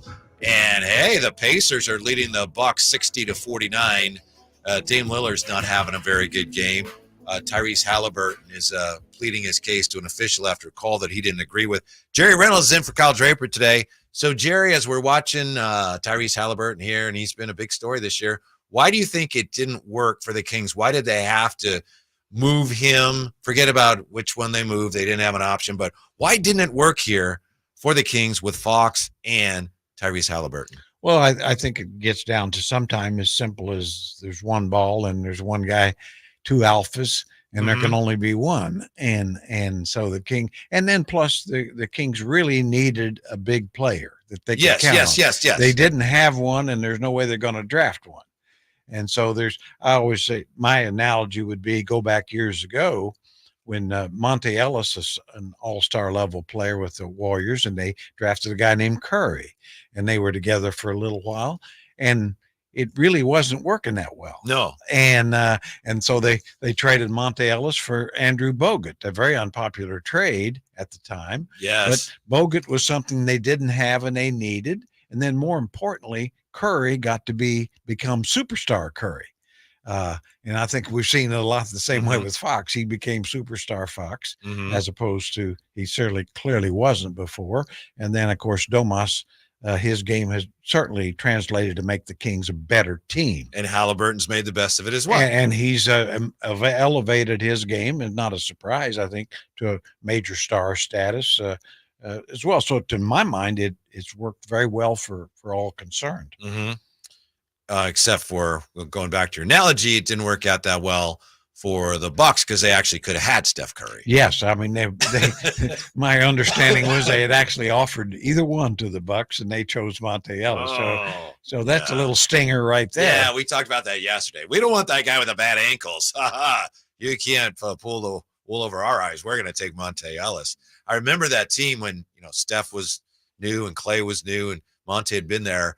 And as good as those guys were, great shooters, when it came to the end of a game, they needed somebody to take the big shot. Monte Ellis was the guy. He was always the guy. Fearless. Yeah, I was going to say, as years ago, you kind of forget that. But clearly that team at that time, he was the guy they went to. Why do you think it is the Kings this year seem to have at times a split personality? when they're winning, they're playing well. It's like, wow, this team could play with anybody. There was a quote here from Kendra Andrews. She said, and she was at the game Monday, when they win, they look like they could beat anyone. But when they lose, it's a completely different team. And the Kings are one of only 3 teams in the league that has a winning record, but a negative point differential. Do you have any explanation for why this team at times looks so good and other times looks like, wow, those aren't the same guys? Well, I'd be guessing. Well, not. I mean, there's the things that come to mind, and to me, it really number one is 3-point shooting. They look like world beaters when they're hitting a high percentage of their threes, and then they get beat when they don't. They depend on the threes so much. And Monday was a great example of that, right? They Perfect came out, started the example game of that. so well, and then And I think opponents have gotten smarter about really taking away some of the real easy threes that they have gotten in the past. So that's different. And so, yeah, I think that's a big part of it, just the 3 ball. You live by it, you die by it a little bit. I mean, that's the difference between, I thought those great Warrior teams, they shot a lot of threes, but people didn't realize they were great on back cuts, taking the easy 2s, the high percentage with Clay or Curry would take those 15-foot jump shots, escape dribble, get those mid-range things that they'd hit 80% of or 90. Yeah. And then later on when they had Durant too, and then he was the king of the mid-range. So Yeah. it's like, I was going to say, the mid-range is like, yeah, well, a 3-point shot's a 3-point shot, but I mean, if you get 80% of your 2s, that's way better than 40% of your 3s. So when the Kings are missing threes like they were against the Pelicans, we get a lot of calls the next day from people, and it's a basic basketball thing, but people say, and they're not making threes, why do they keep shooting so many? So what's the answer to that? When the Kings aren't making threes, why do they keep shooting so many? They probably shouldn't shoot so many. I would say no. I mean, I think that is number one. One of the reasons they do. That's their style of play. That's who they are, a 3-point shooting team. But their offense is set up to get an open 3, right? It's open to They're looking for the open 3s. But there again, I think that's exactly it. If it's not open, drive the ball to the basket. They're very unselfish. We see the ball moving around the perimeter so much, but all you're doing is just going from 3-point shooter to 3-point shooter, 3-point shooter. It gets fairly easy to match up to, as opposed to going back to the Curry, Klay Thompson kind of thing, the escape dribble type thing, where Monk does that very well. He certainly will take the 3, but he is very, very aggressive of escape dribble to get into the basket or get into a mid-range shot. They seem aware too, as a team, when they're not shooting well and guys start pressing. Doesn't it seem that way to you? I think that's the way with any shooter, except for the great ones. The true great shooters, they never question their own ability. They just assume, I'll make the next one. But I mean, most NBA players are humans. They miss a couple, and there's all of a sudden that third one gets a little tougher to pull the trigger on. Yeah, and we've seen that with the Kings, where you got like 2 or 3 guys going through that at one time. I think another reason why the Kings look so Jekyll and Hyde at times this year is, to me, if you're not a good defensive team, which they're not, you're prone to that. And I think we've seen that through the years. I know you've seen it, years and years and decades. When a team's not a good defensive team, it's just tough to be consistently imposing your will on the other club. Yeah, I mean, that is it in a nutshell. I mean, if you're getting scored on consistently, you have to score consistently. And that gets pretty tough. And I always said back, when the Kings were great in the Weber days and that sort of thing, they always got accused of being a poor defensive team, but they won by an average of about a 7-point margin. So they were a good defensive team. I mean, to the fact they're scoring 7 more points than your opponents. That's the idea. That's the idea. Yeah, that's what it comes down to. Yeah. Last year they had, 5? They were outscoring teams by about 5 a game. Yeah, about 5 a game. Defensive team. So that's, basically, I always say that's one of those stats. If you look at the end of the year, if you're winning by 3 or 4 points, you're probably going to win 45 games. If you're winning by 7 or 8 points, you're probably going to win 55 games. And conversely, if you're under the winning margin, you're going to be under.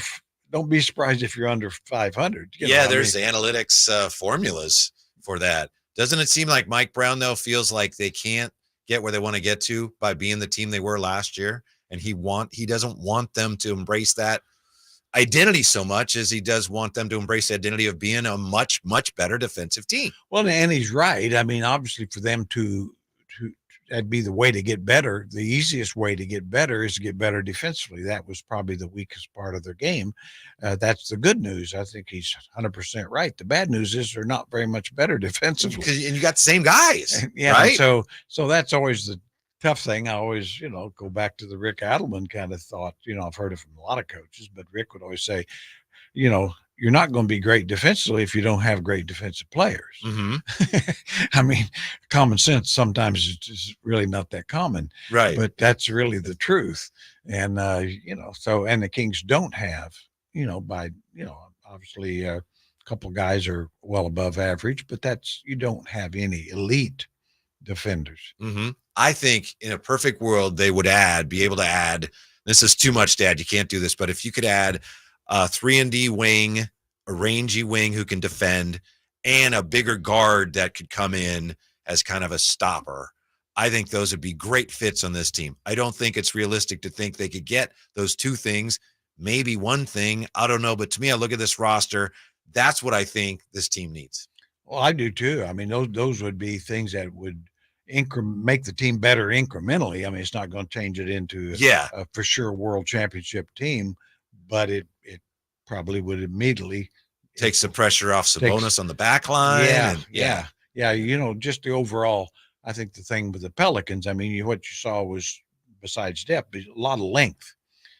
They weren't, other than Valanciunas, that's not a big team, but it's a very long athletic team. Mm-hmm. And I mean, other than probably Keegan, none of the front line guys are particularly long and athletic. And I think that's where Keegan, in my opinion, will eventually be really good. Mm-hmm. Just given time and all that. I mean, you should give him. I'm not presuming the answer here, so it's a question. Harrison Barnes, he to me seems like kind of a tweener. Is he sometimes being asked to do things that maybe he's not best suited for as a forward? Well, I think on this team to some degree, because when he first came to the league, that size would be a small forward. Now it's almost a power forward. Right. And so he's kind of. Isn't that what happened when they got him? They got him to play 3 and Jaeger only played him at 4. And people were going, why did we trade for him then? A little. And he can do it. That's the whole thing. I mean, it's one of those things that, he can do that. But it's kind of like Domas in Indiana could play 4 and very effectively, but he's better at 5. Mm-hmm. Yeah. And, I always say the Indiana, they had it just backwards. They should have played Domas offensively at 5 and Turner at 4 and then flopped it. Yeah. And I always remember saying, like, why can't you guys see that? Well, I'm glad you brought that up because that's another thing people have been asking about this week. Why don't the Kings play Domas at the 4? So we'll get to that when we come back. Also, how successful has this in-season tourney been? Let us count the ways when we return. Kyle Draper's on assignment today. So it's the Drive Guys with Whitey and Jerry Reynolds and you on Sactown Sports. Can the Niners build off their NFC Championship appearance from last season? How will the quarterbacks perform throughout the year? Purdy back, now going to throw for the end zone, wide open, Brandon Ayuk is on fire! Will the defense lead this squad again? Intercepted! Ball got tipped up and taken by Fred Warner! Get all your 49er coverage throughout the NFL season on Sactown Sports and SactownSports.com. Sacramento weather is brought to you by Elk Grove Honda. I'm Tamara Berg in the KCRA 3 Weather Center. Your Thursday forecast, we're looking at another wave of rain moving through the area. A few showers pass by. It's going to be cooler today with highs in the upper 50s. Get the latest forecast on the KCRA 3 News and the KCRA 3 app. At Elk Grove Honda, our recipe for happy holidays is to think happy Honda days. There's no better time to visit Elk Grove Honda than during our year-end clearance sale in the Elk Grove Auto Mall or online at elkgrovehonda.com. I gotta get an Elk Grove Honda. iPhone 15 Pro on Verizon. It's your last chance to trade in any iPhone in any condition for the new iPhone 15 Pro with titanium and iPad and Apple Watch SE, all on us with Unlimited Ultimate. Go to your local Verizon store now. iPhone requires Unlimited Ultimate plan first. Service plan required for iPad and Apple Watch. $999 $459.99 device payment or full retail purchase with new smartphone line required first. Less $1,000 trade-in/promo credit. Up to $459.99 device payment purchase with new line on eligible plan required per Apple Watch or iPad. Less up to $459.99 promo credit per device applied. 0% APR. Additional terms and conditions apply.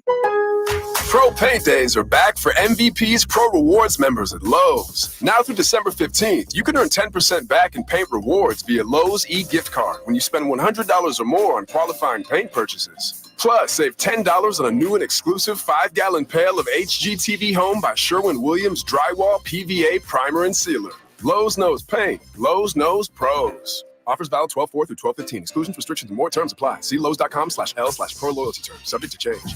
Whitey here, reminding you that not all grills are created equal. Give your family a real treat. Bring out all the flavors of the holidays with the amazing Napoleon Prestige line of outdoor cookers. My Napoleon Stainless Steel Pro Series gas grill is turning me into a pro. Napoleon Grills has features other grills can't match. They're built different, built better, built to last, complete with a lifetime warranty. I may never want to cook indoors again. All made with premium steel that boasts absolute quality. Just go to Napoleon.com for your nearby Napoleon Grills dealer. Napoleon Grills. Now is the time for the best selection of grills and fine accessories for the holidays. Hey, it's Carmichael Dave asking you, are you feeling the pain of paying more and more for your gas? PG&E has increased their rates 4 times in the last 5 years, and the new forecast says PG&E customers may see their bills increase 32% by 2026. The good thing is there are steps you can take to protect yourself from these rate hikes, and better yet, American Energy may be able to help you completely eliminate your gas bill with a new ultra-high efficiency comfort system. Did you know SMUD offers huge rebates to eliminate your old gas guzzler? They can help you guide through the whole process. Seriously, listen to me. You go to the SMUD website. There's tons of rebates available, but it is confusing on how to do it. Listen to these rebates. $2,500 from American Energy, $3,500 from SMUD, $1,000 from Caltech, $2,000 home system upgrades. That's $9,000 in rebates. Let American Energy help you out at 916-520-9990. Call 916-520-9990 now.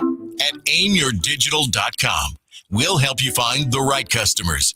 Spread awareness of your product or services. We can help build trust in your brand and services with a digital marketing campaign. Increase leads and get more customers. We create tailored digital marketing campaigns that deliver results. Don't wait. Get started today. Contact aimyourdigital.com. That's aimyourdigital.com and start seeing results. At Ashton & Price, we get injury victims to yes. Experience, yes. Ashton & Price has been around for over 25 years. No more insurance companies? Yes. Our clients focus on getting better, and we handle all the rest. Results? Yes. We've collected over $100 million for injury victims. No fee until we win? Yes. Our clients pay nothing until we win. Ashton & Price, the best at getting to yes. Remember, for the best advice, don't think twice. Call Ashton & Price. Christmas is in the air at Hanley's Kia. The season of giving back is bringing you an unbeatable deal on all 2024 Kia models. Drive home in style without breaking the bank. Introducing Hanley's Kia incredible leasing option for just $199 a month. Picture yourself behind the wheel of a brand new 2024 Kia, loaded with the latest features and cutting-edge technology. Whether it's the sleek Niro Hybrid with 54 mpg, an EV6 with up to 310 miles, the versatile Sportage, or the family-friendly Telluride. At Hanley's Kia, you can also reserve your luxurious full-size EV9 with 3 rows that has the comfort of a stylish interior and the peace of mind that comes with driving a brand you can trust. Head over to Hanley's Kia, the season of giving back today, located in Davis. New 2024 Kia Niro Hybrid EX for $199 per month for 36 months after $7,999 customer cash due at signing plus $300 military customer rebate. 10,000 miles per year and 20 cents per mile after 30,000 miles based on sale price $30,545 and payment excludes taxes and DMV fees and any dealer fees. Vehicle ID number R5136138.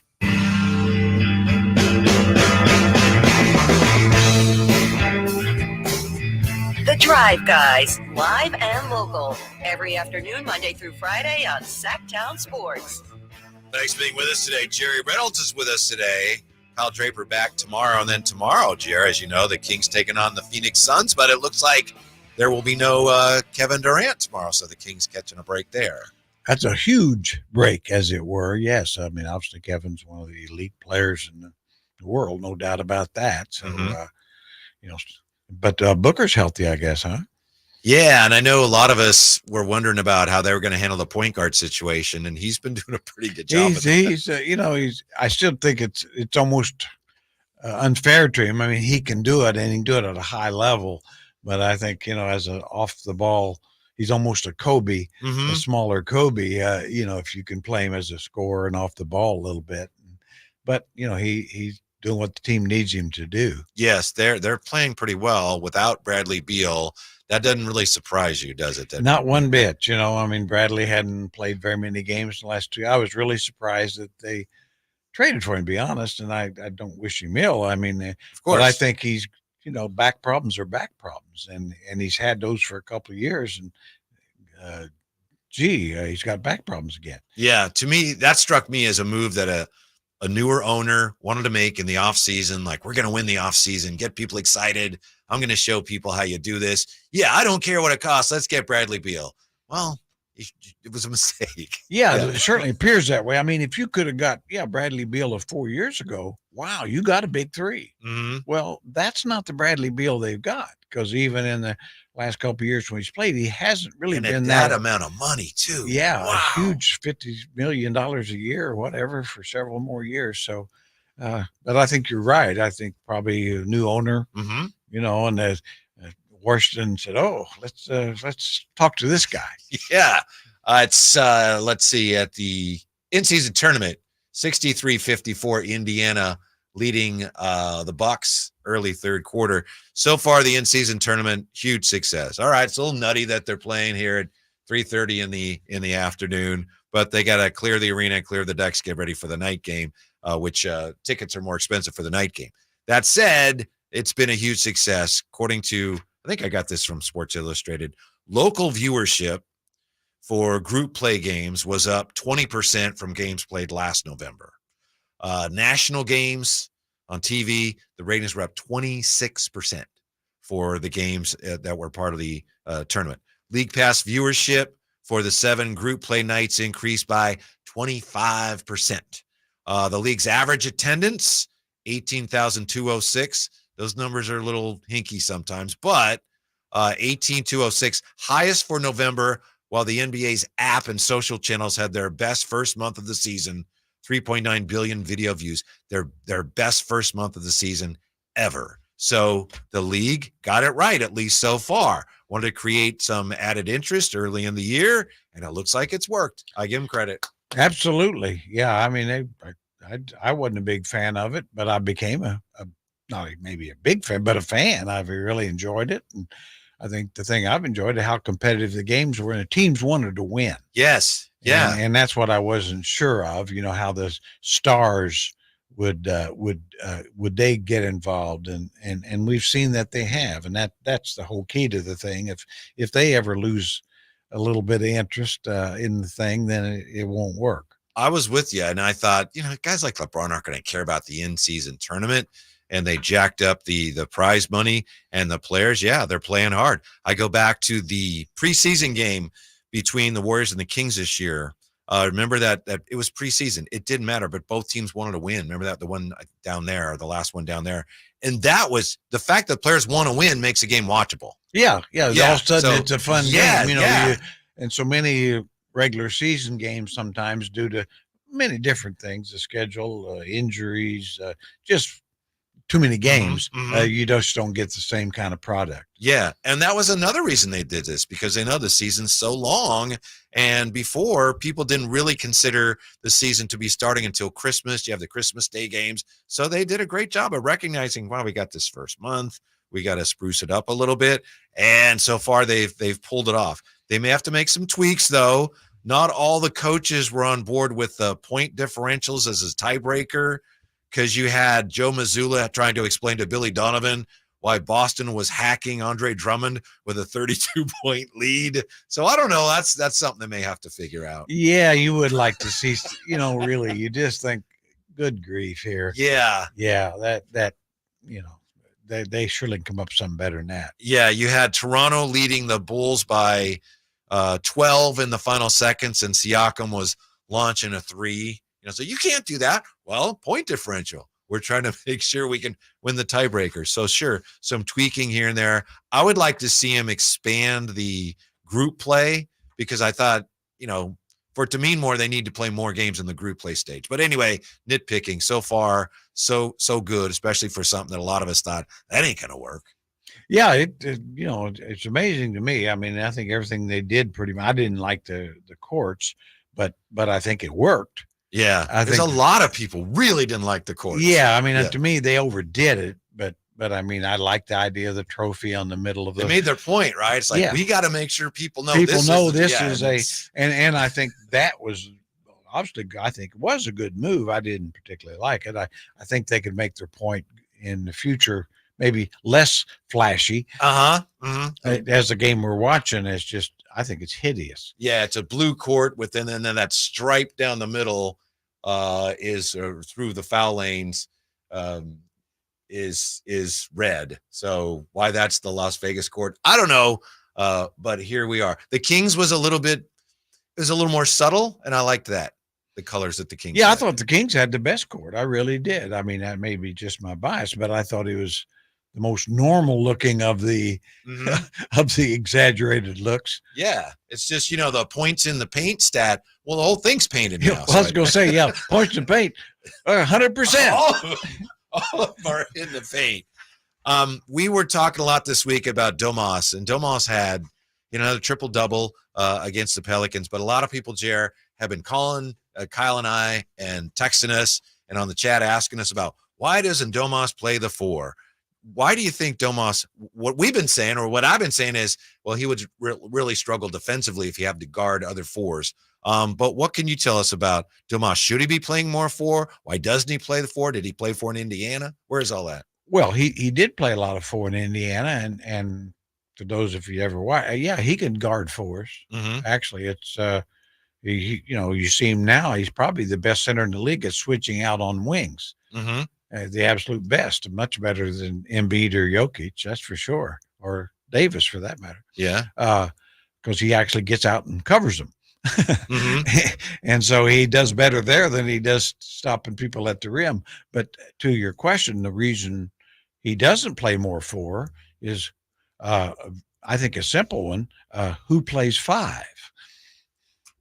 Who plays 5? I mean, Trey Lyles, JaVale McGee. You can trot somebody out there, but does that make you better? And I would say that's probably why, in effect, Coach Brown doesn't do it. He doesn't think the best team. It's probably easier to play Trey Lyles at 4 and keep Domas where he is, and then reverse. Yeah. What kind of player could play 5 a lot? Not names necessarily, but just the skill set that would complement Domas if he's playing 4. Well, I think actually, I think Turner does to some degree to Indiana. Now, sure. Like I said earlier, I thought they misplaced him a little bit.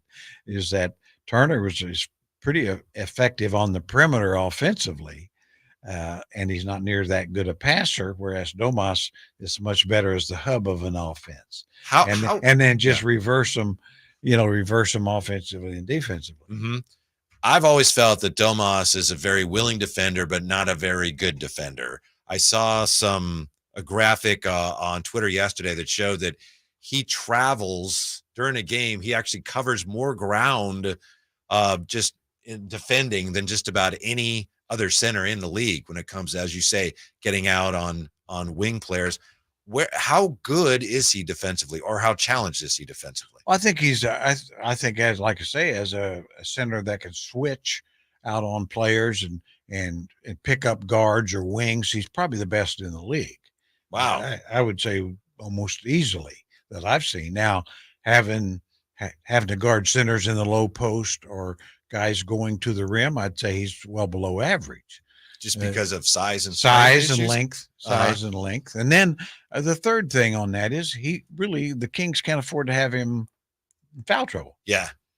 I mean, they just can't. So there's that. But it's a conundrum, as it were.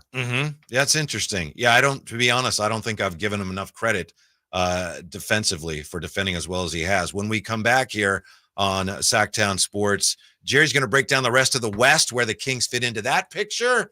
339-1140, 1-800-920-1140. Got comments, questions for the great Jerry Reynolds here. It's a Drive Guys on Sactown Sports.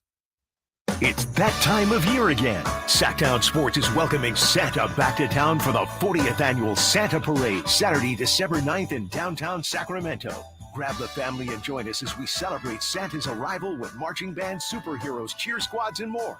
Parade starts at 10 a.m. at 14th and N.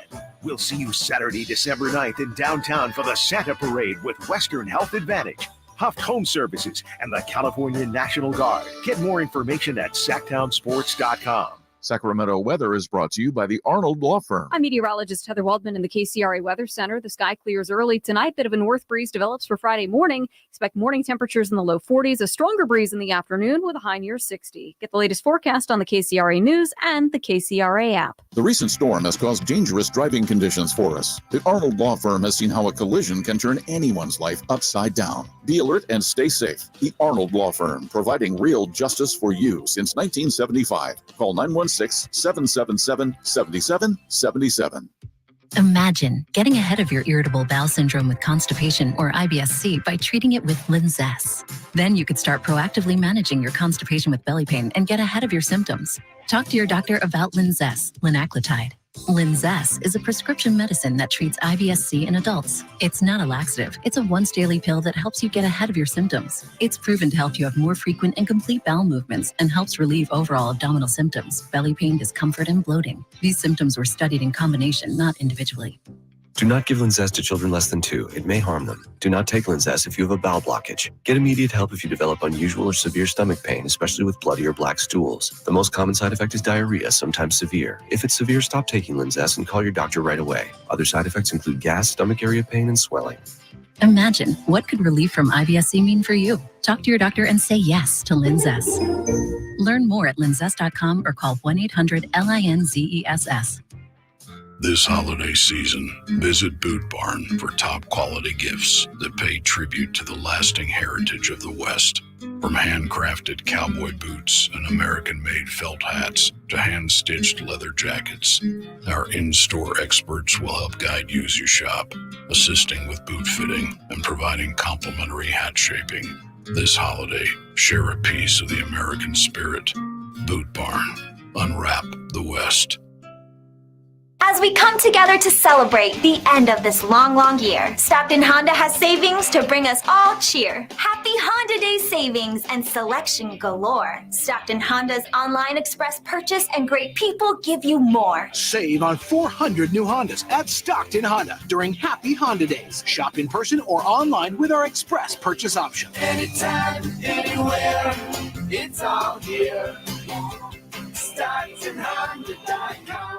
It's Credit Christmas at Prestigio Jewelers. Get the gifts you want this year. Prestigio guarantees your credit up to $10,000. It's easy. Have a valid ID, proof of income, and be 18 or older. Prestigio has competitive pricing on all jewelry such as gold chains, wedding sets, diamond earrings, and designer brands like Cartier, Gucci, Bulova, and Citizen. Rebuild your credit, even with a repo or a bankruptcy at Prestigio Jewelers. This Christmas, come for the credit and be amazed by the selection at Prestigio Jewelers. Online at prestigiojewelers.com. Subcontractors, grow your business with more leads and leverage your marketing costs to receive over 10 times the value in advertising. Subcontractors United is offering 40 home services contractors to join our advertising co-op. For under $2,100 a month, you'll share in over $83,000 a month in advertising. That's $1 million a year in advertising for under $2,100 a month. There's only 3 subcontractors per category, not 3,000, so lead potential is unlimited. Google Subcontractors United for more information. Mercedes-Benz of Stockton warmly suggests that you add a Mercedes to your holiday shopping list this year. With finance rates as low as 4.99% APR or 72 months on sedans, SUVs, and all-electric Mercedes cars, it's a great time to visit Mercedes-Benz of Stockton. Just 45 minutes from Sacramento, right off I-5. Family-owned Mercedes-Benz of Stockton, where we make buying your Mercedes a special event you'll never forget. mbofstockton.com. Yep, 'tis the season. Hi, if you're like me, you take pride in your gift giving. Well, I've got a terrific idea for you. Gift cards from the Good Feet store. Okay, so arch supports aren't exactly what they've been hinting for, but you know they'd love them. And with the Good Feet lifetime warranty, it's a gift they'll enjoy forever. Buy a Good Feet gift card now, and Good Feet will boost its value 20%. That's a 20% gift free from the Good Feet store. If you have someone on your list who's on their feet all day, has sore feet, knee, hip, or back pain, or even plantar fasciitis, maybe needs an energy boost, or just wants to maintain their active lifestyle, a Good Feet Arch Support gift card could be the perfect gift. The Good Feet store in Sacramento, Roseville, Stockton, Modesto, and Vacaville. Online at goodfeet.com.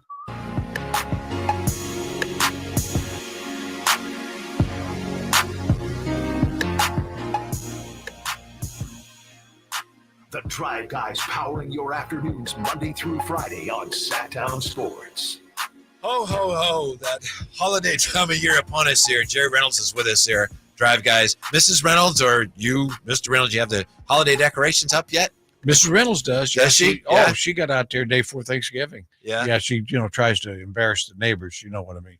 No, I know exactly what you mean. mean. Put some pressure on them, yeah. Yeah, because Skip, my neighbor, Skip Lee, who actually he's a fine artist. But anyway, we have a trophy, but you don't want the trophy because it goes to the loser. And if you get your holiday lights up first, the other guy gets the trophy. And I was in Japan and came back, and he's got his lights up. So I had it last year. I guess I'm hanging on to that sucker. Yeah, looks like it. Yeah. Yeah. Well, it's no, I Miss Reynolds. She's taking full charge of that. And and she said, "What would happen, if I couldn't do it?" And I said, "We'd have no Christmas light." Right. Yeah. Right. Yeah. On the chat here, the YouTube chat, Sack Chat, as I think Ellen Stiles calls it, people raving about Tyrese Halliburton having a big game here in this first game of the in-season tournament semifinals. How in the world did Tyrese Halliburton last as long as he did in that draft? That was amazing. Yeah, 12th pick in the draft, and probably with that particular draft, I mean. Right. You look at some of the guys, bless them all, but you look at some of the guys that were taken. Yeah. Killian Hayes? Yeah, I mean, 5th pick, I think he was. And he's, barely an NBA player, you'd say. And, Hallie, I mean, there's no doubt he's an elite player. You look at the top guards in the league, and whether, with Fox and Shea Gilgeous, young ones, I mean, Luka Doncic, I mean, Halliburton belongs in that category. I mean, there's 6 or 8 young guards that are, you can make the case for any of them being the very best. Yeah. Yeah. Patrick Williams, I think, was in that draft. And again, bless all these guys, but how did Halliburton fall to the Kings? And how, Jerry, to your eye, has he actually gotten better since he was here? Well, he obviously was always an outstanding three-point shooter, but he's really developed that mid-range game, especially the floater. He didn't have that at all when he came, and it was basically just kind of a spot-up shooter. And, of course, teams could take that away from him. They knew he couldn't really do a lot going to the basket. And then I've noticed last year in particular, that three-point shot is speeded up. He's bringing it higher. He used to bring it from almost his hip up, now starts shoulder high. And so it also is harder to defend, because the defenders getting up on him makes it easier for him to beat him off the dribble as well. That's the only thing I can think of as far as why teams passed on him, because he was a good defender, size, unselfish player. The jump shot he was an accurate shooter. It was a little funky looking. So, I mean, I'm guessing a lot of teams looked at that shot and said, that's not going to translate to the NBA. Yeah. That's what happens. And you can never be for sure. I mean, it's like so many great players, Klay Thompson, 11th, or, I mean, right. You understand that maybe a little more with the foreign. Kings could have taken him, Jerry, and they decided not to. Yes, I am aware of that. And, we really helped the Warriors as much as we could at that time. But I mean, I always say that, as you pointed out off the air, the foreign players, it's easier to see how you overlook them. The Antetokounmpo at 16 or whatever he was, clearly he should have been number 1. Yeah, although Jeff was on him, right? Yeah, that was a guy he really thought, and he'd be first say. I'd never anticipate him becoming one of the 3 or 4 best in the world. Yeah. But then, of course, the classic of all time is Jokic. I mean, 41st pick. That's almost like Purdy being the 7th round. It is, isn't it? Yeah. Yeah. Yeah. But then, I mean, the league, I always say in football, they draft worse than the NBA. There's so many guys they're picking. Yeah. You But look I at mean, the the 49ers. quarterback, but the quarterback spot. I mean, the one most important position, the one they're supposed to know the best. I mean, it's like people talk about Purdy, Mr. Irrelevant. Well, Montana was a 3rd round pick. Yeah. I think if I ran an NFL team, I would say, I don't care who it is. We're not drafting any quarterbacks until the 3rd round because there's too many guys, too many teams. They put all their eggs in this basket and you end up with a Trubisky or somebody. Yeah. It's like because you get that mindset. We need a quarterback. We need a quarterback. We need a franchise guy. Who's out there? Who's the best quarterback right now? This guy. Well, he's no good. Yeah. Yeah. Well, I mean, we've seen that, whether it's the Jamarcus Russell or over and over. Jameis Winston or Ryan Leaf. I mean, high picks. Mariota. Yeah, sure. Yeah. Yeah. I mean, and then, then you got the Joe Montana's 3rd round and Brett Favre 2nd round. Of course, Brady's 6th round. Of course, Brock Purdy's 7th round. But then all-time greats. Johnny Unitas wasn't even drafted. Right. Wasn't even drafted. Yeah. And even your guy Mahomes, the 49ers said, yeah, we don't need to take him because we're gonna get Kirk Cousins. Yeah. That worked out. But I mean, yeah. So you just, it's a crapshoot. What I always say is, what you don't know, you can't know sometimes, and what kind of leader they're going to be. How hard are they going to work? Do they want to get better? Do they have the unusual competitive spirit type thing? Yeah, and we all talk about it, but you've done it, right? I mean, you've been there. You've had to make these decisions. Where do you think the Kings are with Davion Mitchell? Where were they? Were they wrong about him? Was he just a better fit for the previous regime? Do you think he can still be a good player here or somewhere? I think he can be a good player. I'm not sure he fits here as well, and I mean, I don't think that's unusual. I always just kind of use him, just seeing him play the first couple of years. He really does remind me so much of Kyle Lowry. I remember Kyle when he was drafted by Memphis, and they decided he couldn't fit there very well after 1 year. And then he went to Houston, and they decided after a couple of years he wasn't quite ready. And so after his 3rd team, then he became a real star. And I mean, Bobby Jackson's another example of a small guard who needs to be in the right fit. And so I think with Davion, hard worker, I think he can find a niche, and probably it's not here. Do the Kings maybe, is the pace Mike Brown wants him to play maybe just not the best fit for him? I think so. I just look back on his college days, when he was kind of the best player on the NCAA champion. Yeah. But they were a half-court team. They ran a half-court offense. They ran half-court defense. And I mean, they played you 5-on-5, and he was terrific in that sense. So, I mean, not that you could play that way in the NBA, but I would say probably he would be better in a, Miami Heat kind of game. Some of the teams that really play a little more half-court situations and a little more play calls, things of that nature. I thought that if he improved his shooting this year, that he was going to play a lot of minutes. And we know he worked on it. He worked diligently on it. And he's had a few good games, and you can see when you see him shoot, you can see it's something he's worked on, and the stroke is there. It's just not there often enough yet. No, it really isn't. And I've always said I think he's like a lot of players really. He has a tough time being good in 5 minutes here and 4 minutes there. And most players do. I mean, in other words, I think you're again using Bobby Jackson or Kyle Lowry, a lot of the small guys, give him, I always say, give a guy like that 30 minutes, 30 straight games. This is when you're playing. This is when you're going to the game. Yeah, you're going to play a lot. And I mean, the reason I would say that with him is he plays so hard. He's a competitor.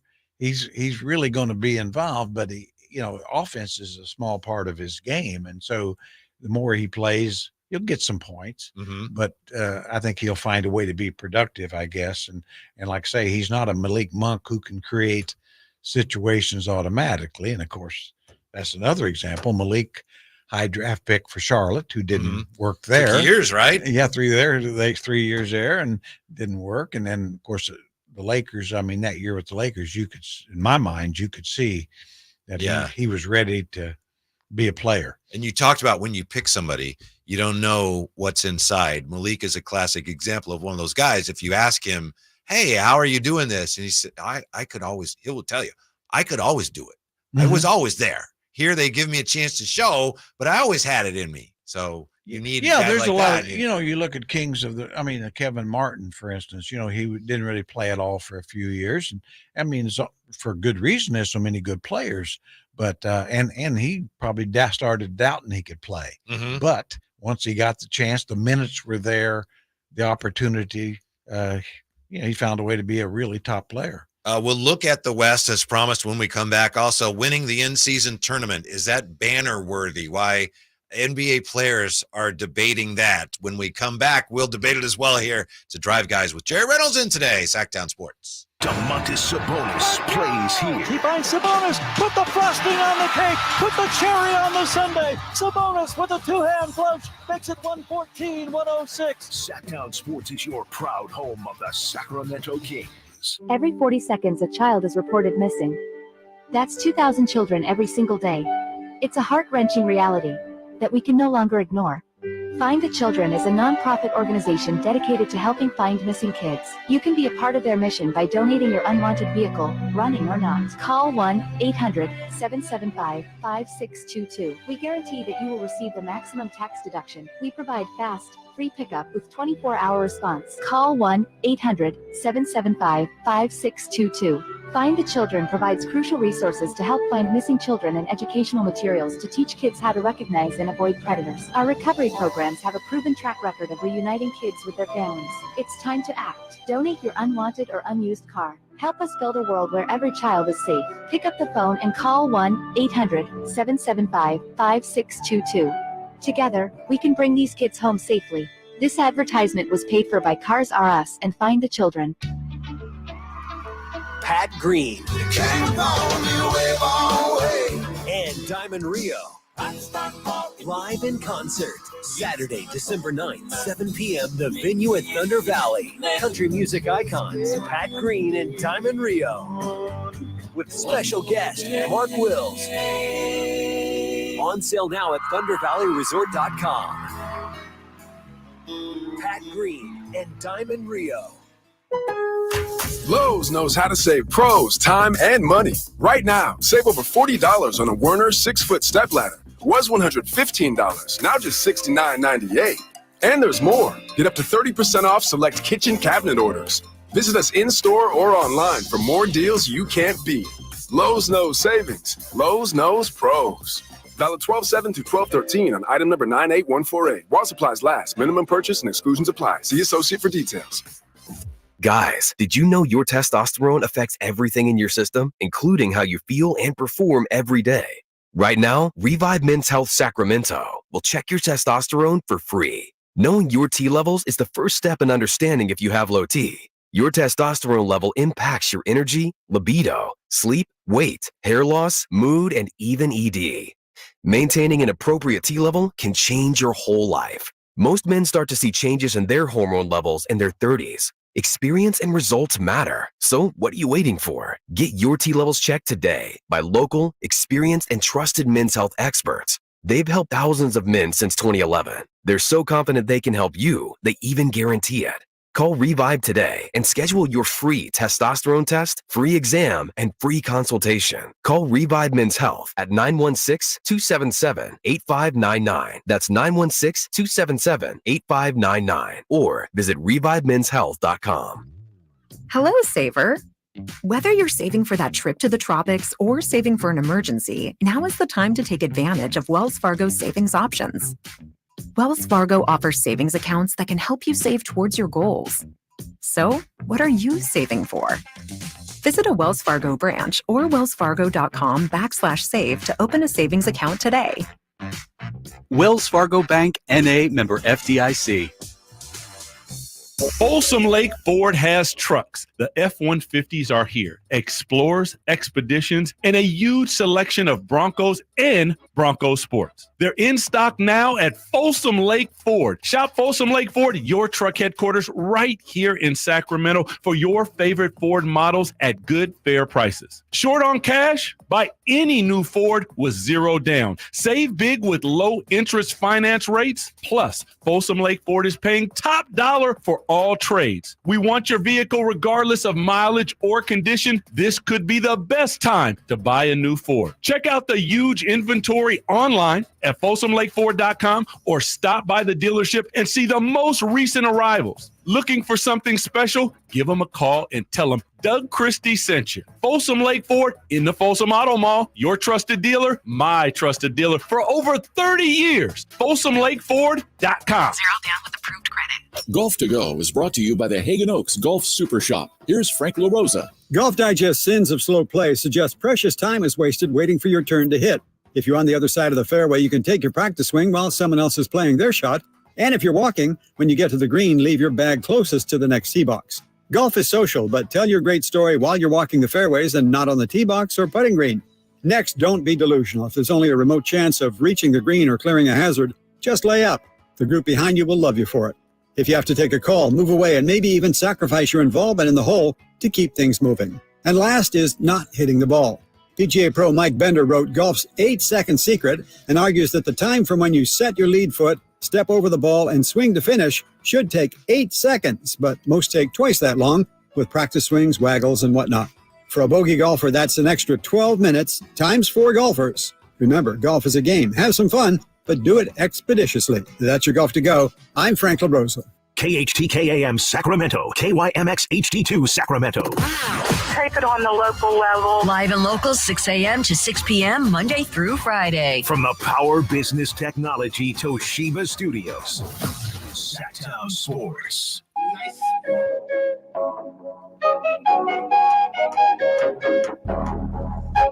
The Drive Guys, live and local. Every afternoon, Monday through Friday on Sactown Sports.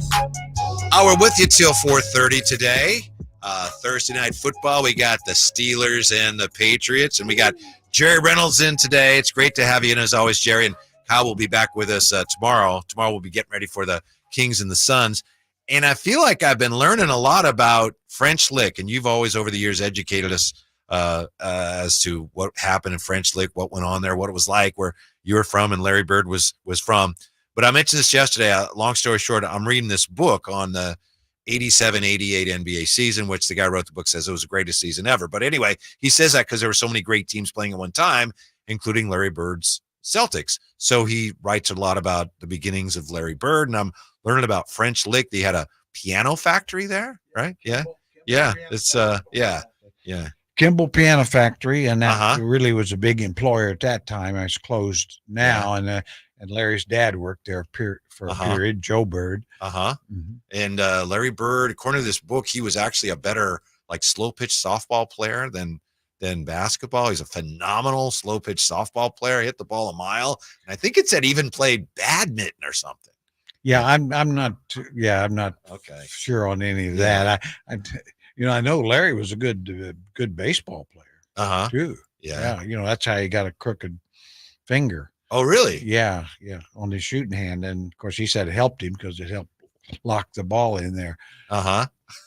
like an old gnarly catcher. Finger. And then I know that it's not in the book, but Larry Bird's grandfather taught you how to smoke. Yes, he did. And I know that was you did the interview with Phantom where you talked about.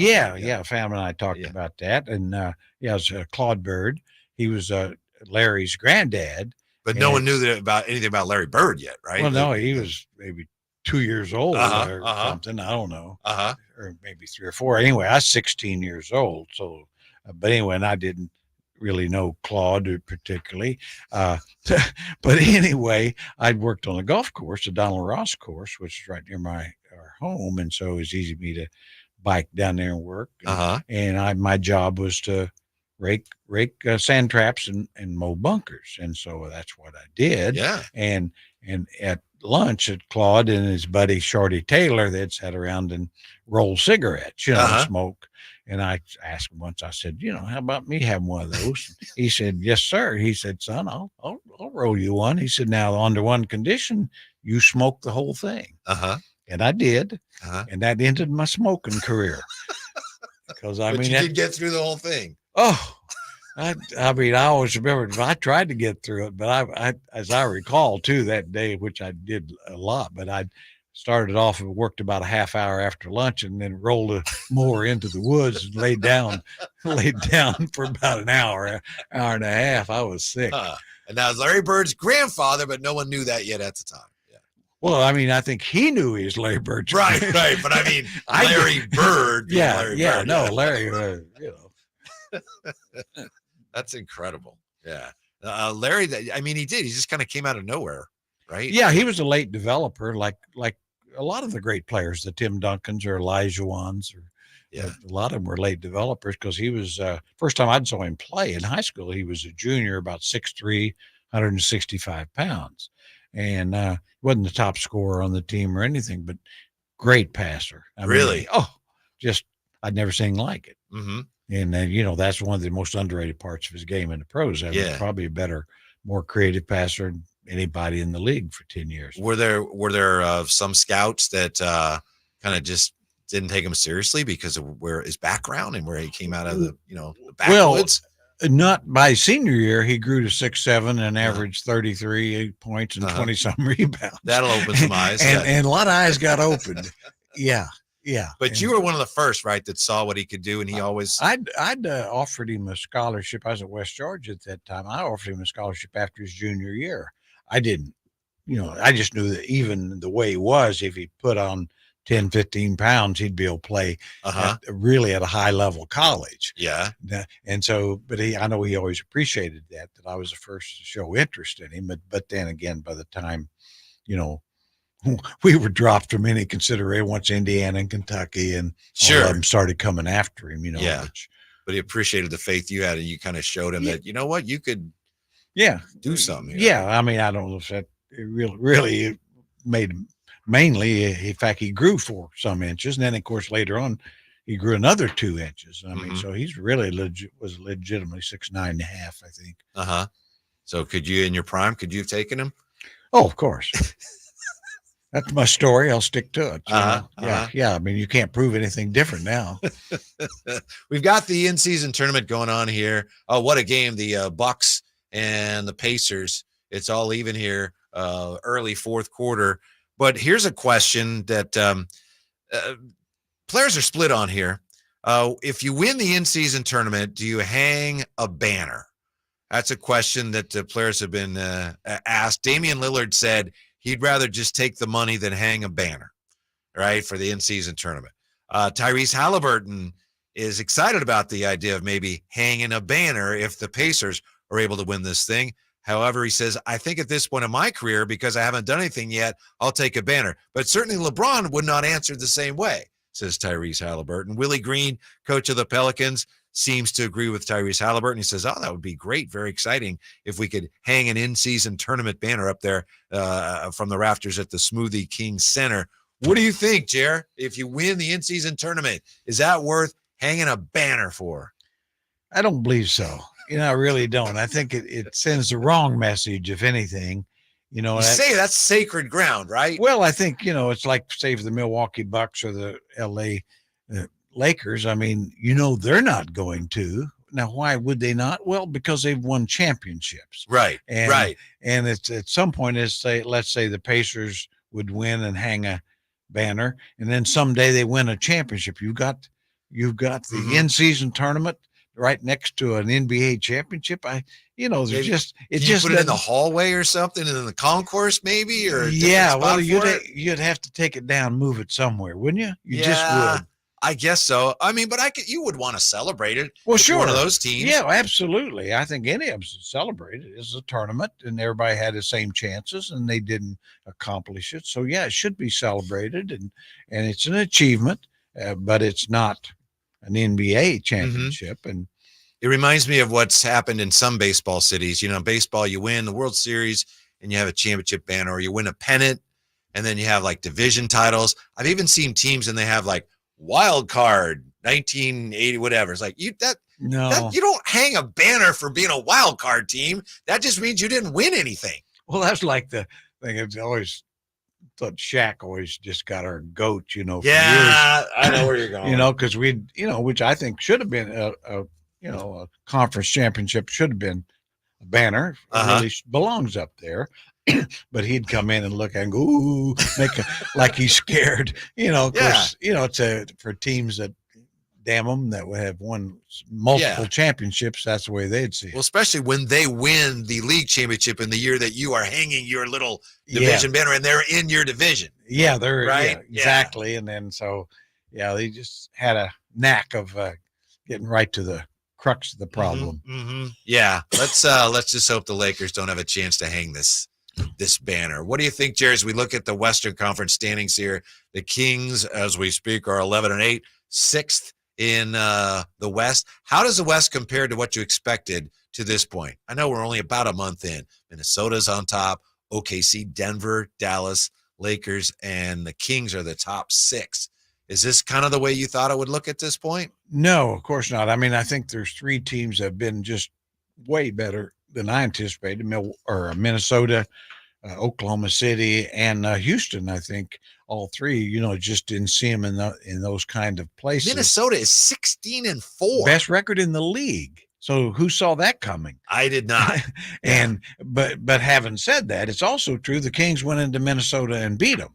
One of those four losses. That's their only home loss. Right. Yeah. And that's the encouraging part, is that we've talked about it, is I don't think there's any great teams. There's 4, 5, 6, 7 really good teams. And I think that's why, if you're a Kings fan, you can say, well, there's no reason we can't be among the elite. And it'd be true, I think. Not sure you want to play the Pelicans ever again, but probably anybody else who appears. Anybody but them. We'll continue to look at how the Kings fit into this when we come right back. Also take a peek ahead to the Kings and the Suns tomorrow night. It's a drive, guys. Rolling down the home stretch today on Sactown Sports. Last season, the Sacramento Kings gave us a little bit of everything. A Pacific Division type, GM of the Year, Coach of the Year, Clutch Player of the Year, All-Stars and All-NBA performers. Plus, we got to light the beam. Here's a steal by Fox, the breakaway. He stopped the rip with the left hand. What does this season have in store? Find out. Each and every Sacramento Kings game can be heard right here on your proud home of the Beam team, Sactown Sports at SactownSports.com. At Charmin, we heard you shouldn't talk about going to the bathroom in public, so we decided to sing about it. When you're rolling Charmin, don't you soft on the party. Let's just so roll it back, everybody.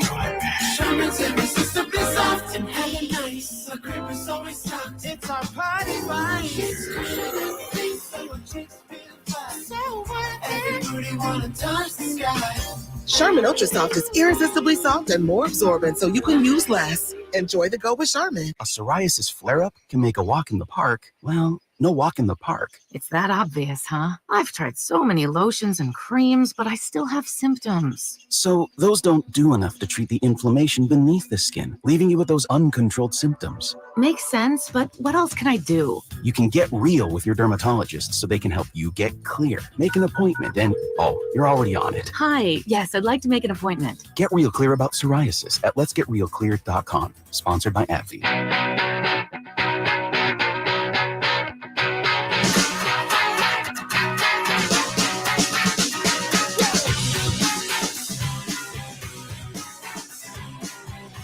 Drive Guys powering your afternoons Monday through Friday on Sactown Sports. Hey, let's face it, Tyrese Halliburton is becoming one of the bright young stars in the NBA. That's okay. It didn't work here, but we're seeing him shine today on the in-season tournament stage. He's not just becoming an excellent player; he's becoming a star. He's got kind of that charisma that only star players have. Oh, no question. I mean, he really is a guy that the Pacers can build their franchise around, and that's what they plan to do and what they are doing. And this is a big year for Tyrese. I mean, last year he certainly was an all-star, but he has yet to play in a playoff game. Mm-hmm. So, so that's. But he's in the in-season tournament. Isn't that the same thing? It really isn't. And he'd be the first to tell you that, I'm pretty sure. All right, the Kings tomorrow night taking on the Phoenix Suns. We found out today the Phoenix Suns will be without Kevin Durant, and that's, you don't wish an injury or ill will on anyone. Good news for the Kings as far as tomorrow night goes, but that's the thing about this season. Every game is so important because right now the Kings are 11-8, Phoenix right behind them at 12-9. So you just don't have any nights off, do you? No, you don't, huh? And really, I think Grayson Allen's out too. Yeah, that's right. And he has really played well for them. I mean, he's a Mhm. knockdown shooter. So, it's a good break for the Kings, and they've had a few days off. So, but to your point, I mean, yeah, the West is so good. Every night's a challenge. I mean, really, probably other than San Antonio, who just has really been a major disappointment. Everybody else seemed like they can get you. The Trailblazers last night nearly pulled off a stunner. They were leading the Warriors most of the way, and then the Warriors just eked one out down the stretch. That was a surprise. And Steve Kerr, after the game, said, may have to make some lineup changes. Things aren't quite working out the way we wanted. The Warriors right now are sitting at 10 and 11, and we know what they're capable of, but they don't look very good so far this year. No, it's been, I'm sure everybody there would say it's been disappointing. They're under 500, so that's not Warriors. And so, yeah, for Steve Kerr, I don't know what you exactly do, but, other than Steph Curry, I think you could change a lot of things. Mm-hmm. Coach Kerr, by his own admission, didn't have a very good game when the Kings just beat them to advance in the in-season tournament. He admitted, I probably should have left Moses Moody in. So that's just a sign of how Steve Kerr right now, he doesn't have the real feel for his roster that a coach, especially a coach who's been there as long as he has been, would like to have. Yeah, I think, and I think a challenge that was wasted cost him a timeout. So there's a couple little slips for a coach of his caliber. And I think there's probably a lot of people thought when he took Moody out after he had 3 straight threes. Right, he was right. Saying, what? Yeah, and even he had to admit that. I know as a coach, that's the last thing you want to do publicly, right? Because you got all these people like me that are watching. We don't know what we're talking about, and we're always criticizing coaches. And if you're a real coach, the last thing you want to do is publicly go, I was wrong, and all you yahoos were right. Well, I think that's a sign of who he is, I mean, Yeah. I think that's one of the reasons he has so much respect. Well, we're very close, Steve and I. Yeah. Well, and I mean, in the fact, when you won 4 championships, gives you a lot of leeway for mistakes. Sure. The Clippers, where do you think, should we be taking them seriously? I mean, big picture is a team that could really make some noise. They could win it. I mean, now if they're healthy, and I mean, it looks like Harden's starting to fit in. Kawhi is still probably not 100%, but I mean, I really think they're a scary team. Now they're still finding their way, but having said that, but it's also true. Those guys, the key guys, have never been healthy for a full year. They have so far, but we had a couple days ago, Mark Spears was on. He was at the game Monday. He said he thinks the Pelicans, said the way they played, if they stay healthy, he says that's a team that actually could compete for the top spot in the West. To me, it's kind of like a little bit like the Clippers in a sense that their 3 key guys, Zion, Ingram, and McCollum, injuries have been a significant issue of the last, especially Ingram and Zion, the last 3 years. They just haven't been able to play majority of the games. And so if they can, they're a real threat. Absolutely. They are. Ingram's like he's almost a Durant light. He is a kind of Durant Jr. He sure is. And then Zion's a one of one, kind of a unique, kind of a Charles Barkley of 2023. OKC, maybe it's a little early for them, but I had them finishing, I think, in the top 4 this year. Obviously, they're very young, but Shea is tremendous. That's another team in the West that I think is capable of doing some big things this year. Yeah, and I knew that Holmgren would probably help him. I didn't know he'd help him this much. I didn't think he's quite ready to, in my mind, be the clear rookie of the year.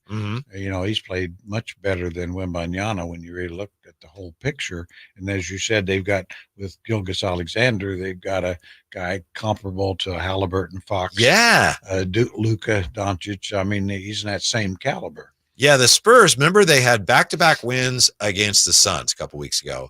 They've only won one other game. They're 3-17. Yeah, they just got to be thankful the Pistons are still in the league, don't they? Oh, my goodness. What's up with Monty Williams? Pistons fans aren't too happy about all the money that the team gave Monty Williams, the coach. Well, Monty probably is starting to feel like Jimbo Fisher or Jimbo what is it? Yeah, from Texas A&M getting Yeah. $80 million to go away. You know, it's like, yeah, that was always my goal. I was always hoping, to get a 5-year, $20 million contract, and I'd have been magnanimous if they fired me. I'd have said, Fine. yeah, I deserved it. You waited too long. Going forward, do you think the Kings need to get back in touch with the team they were last year, the offensive-minded team, or do they need to continue to try to become that grinding, gritty defensive team that Mike Brown wants them to become?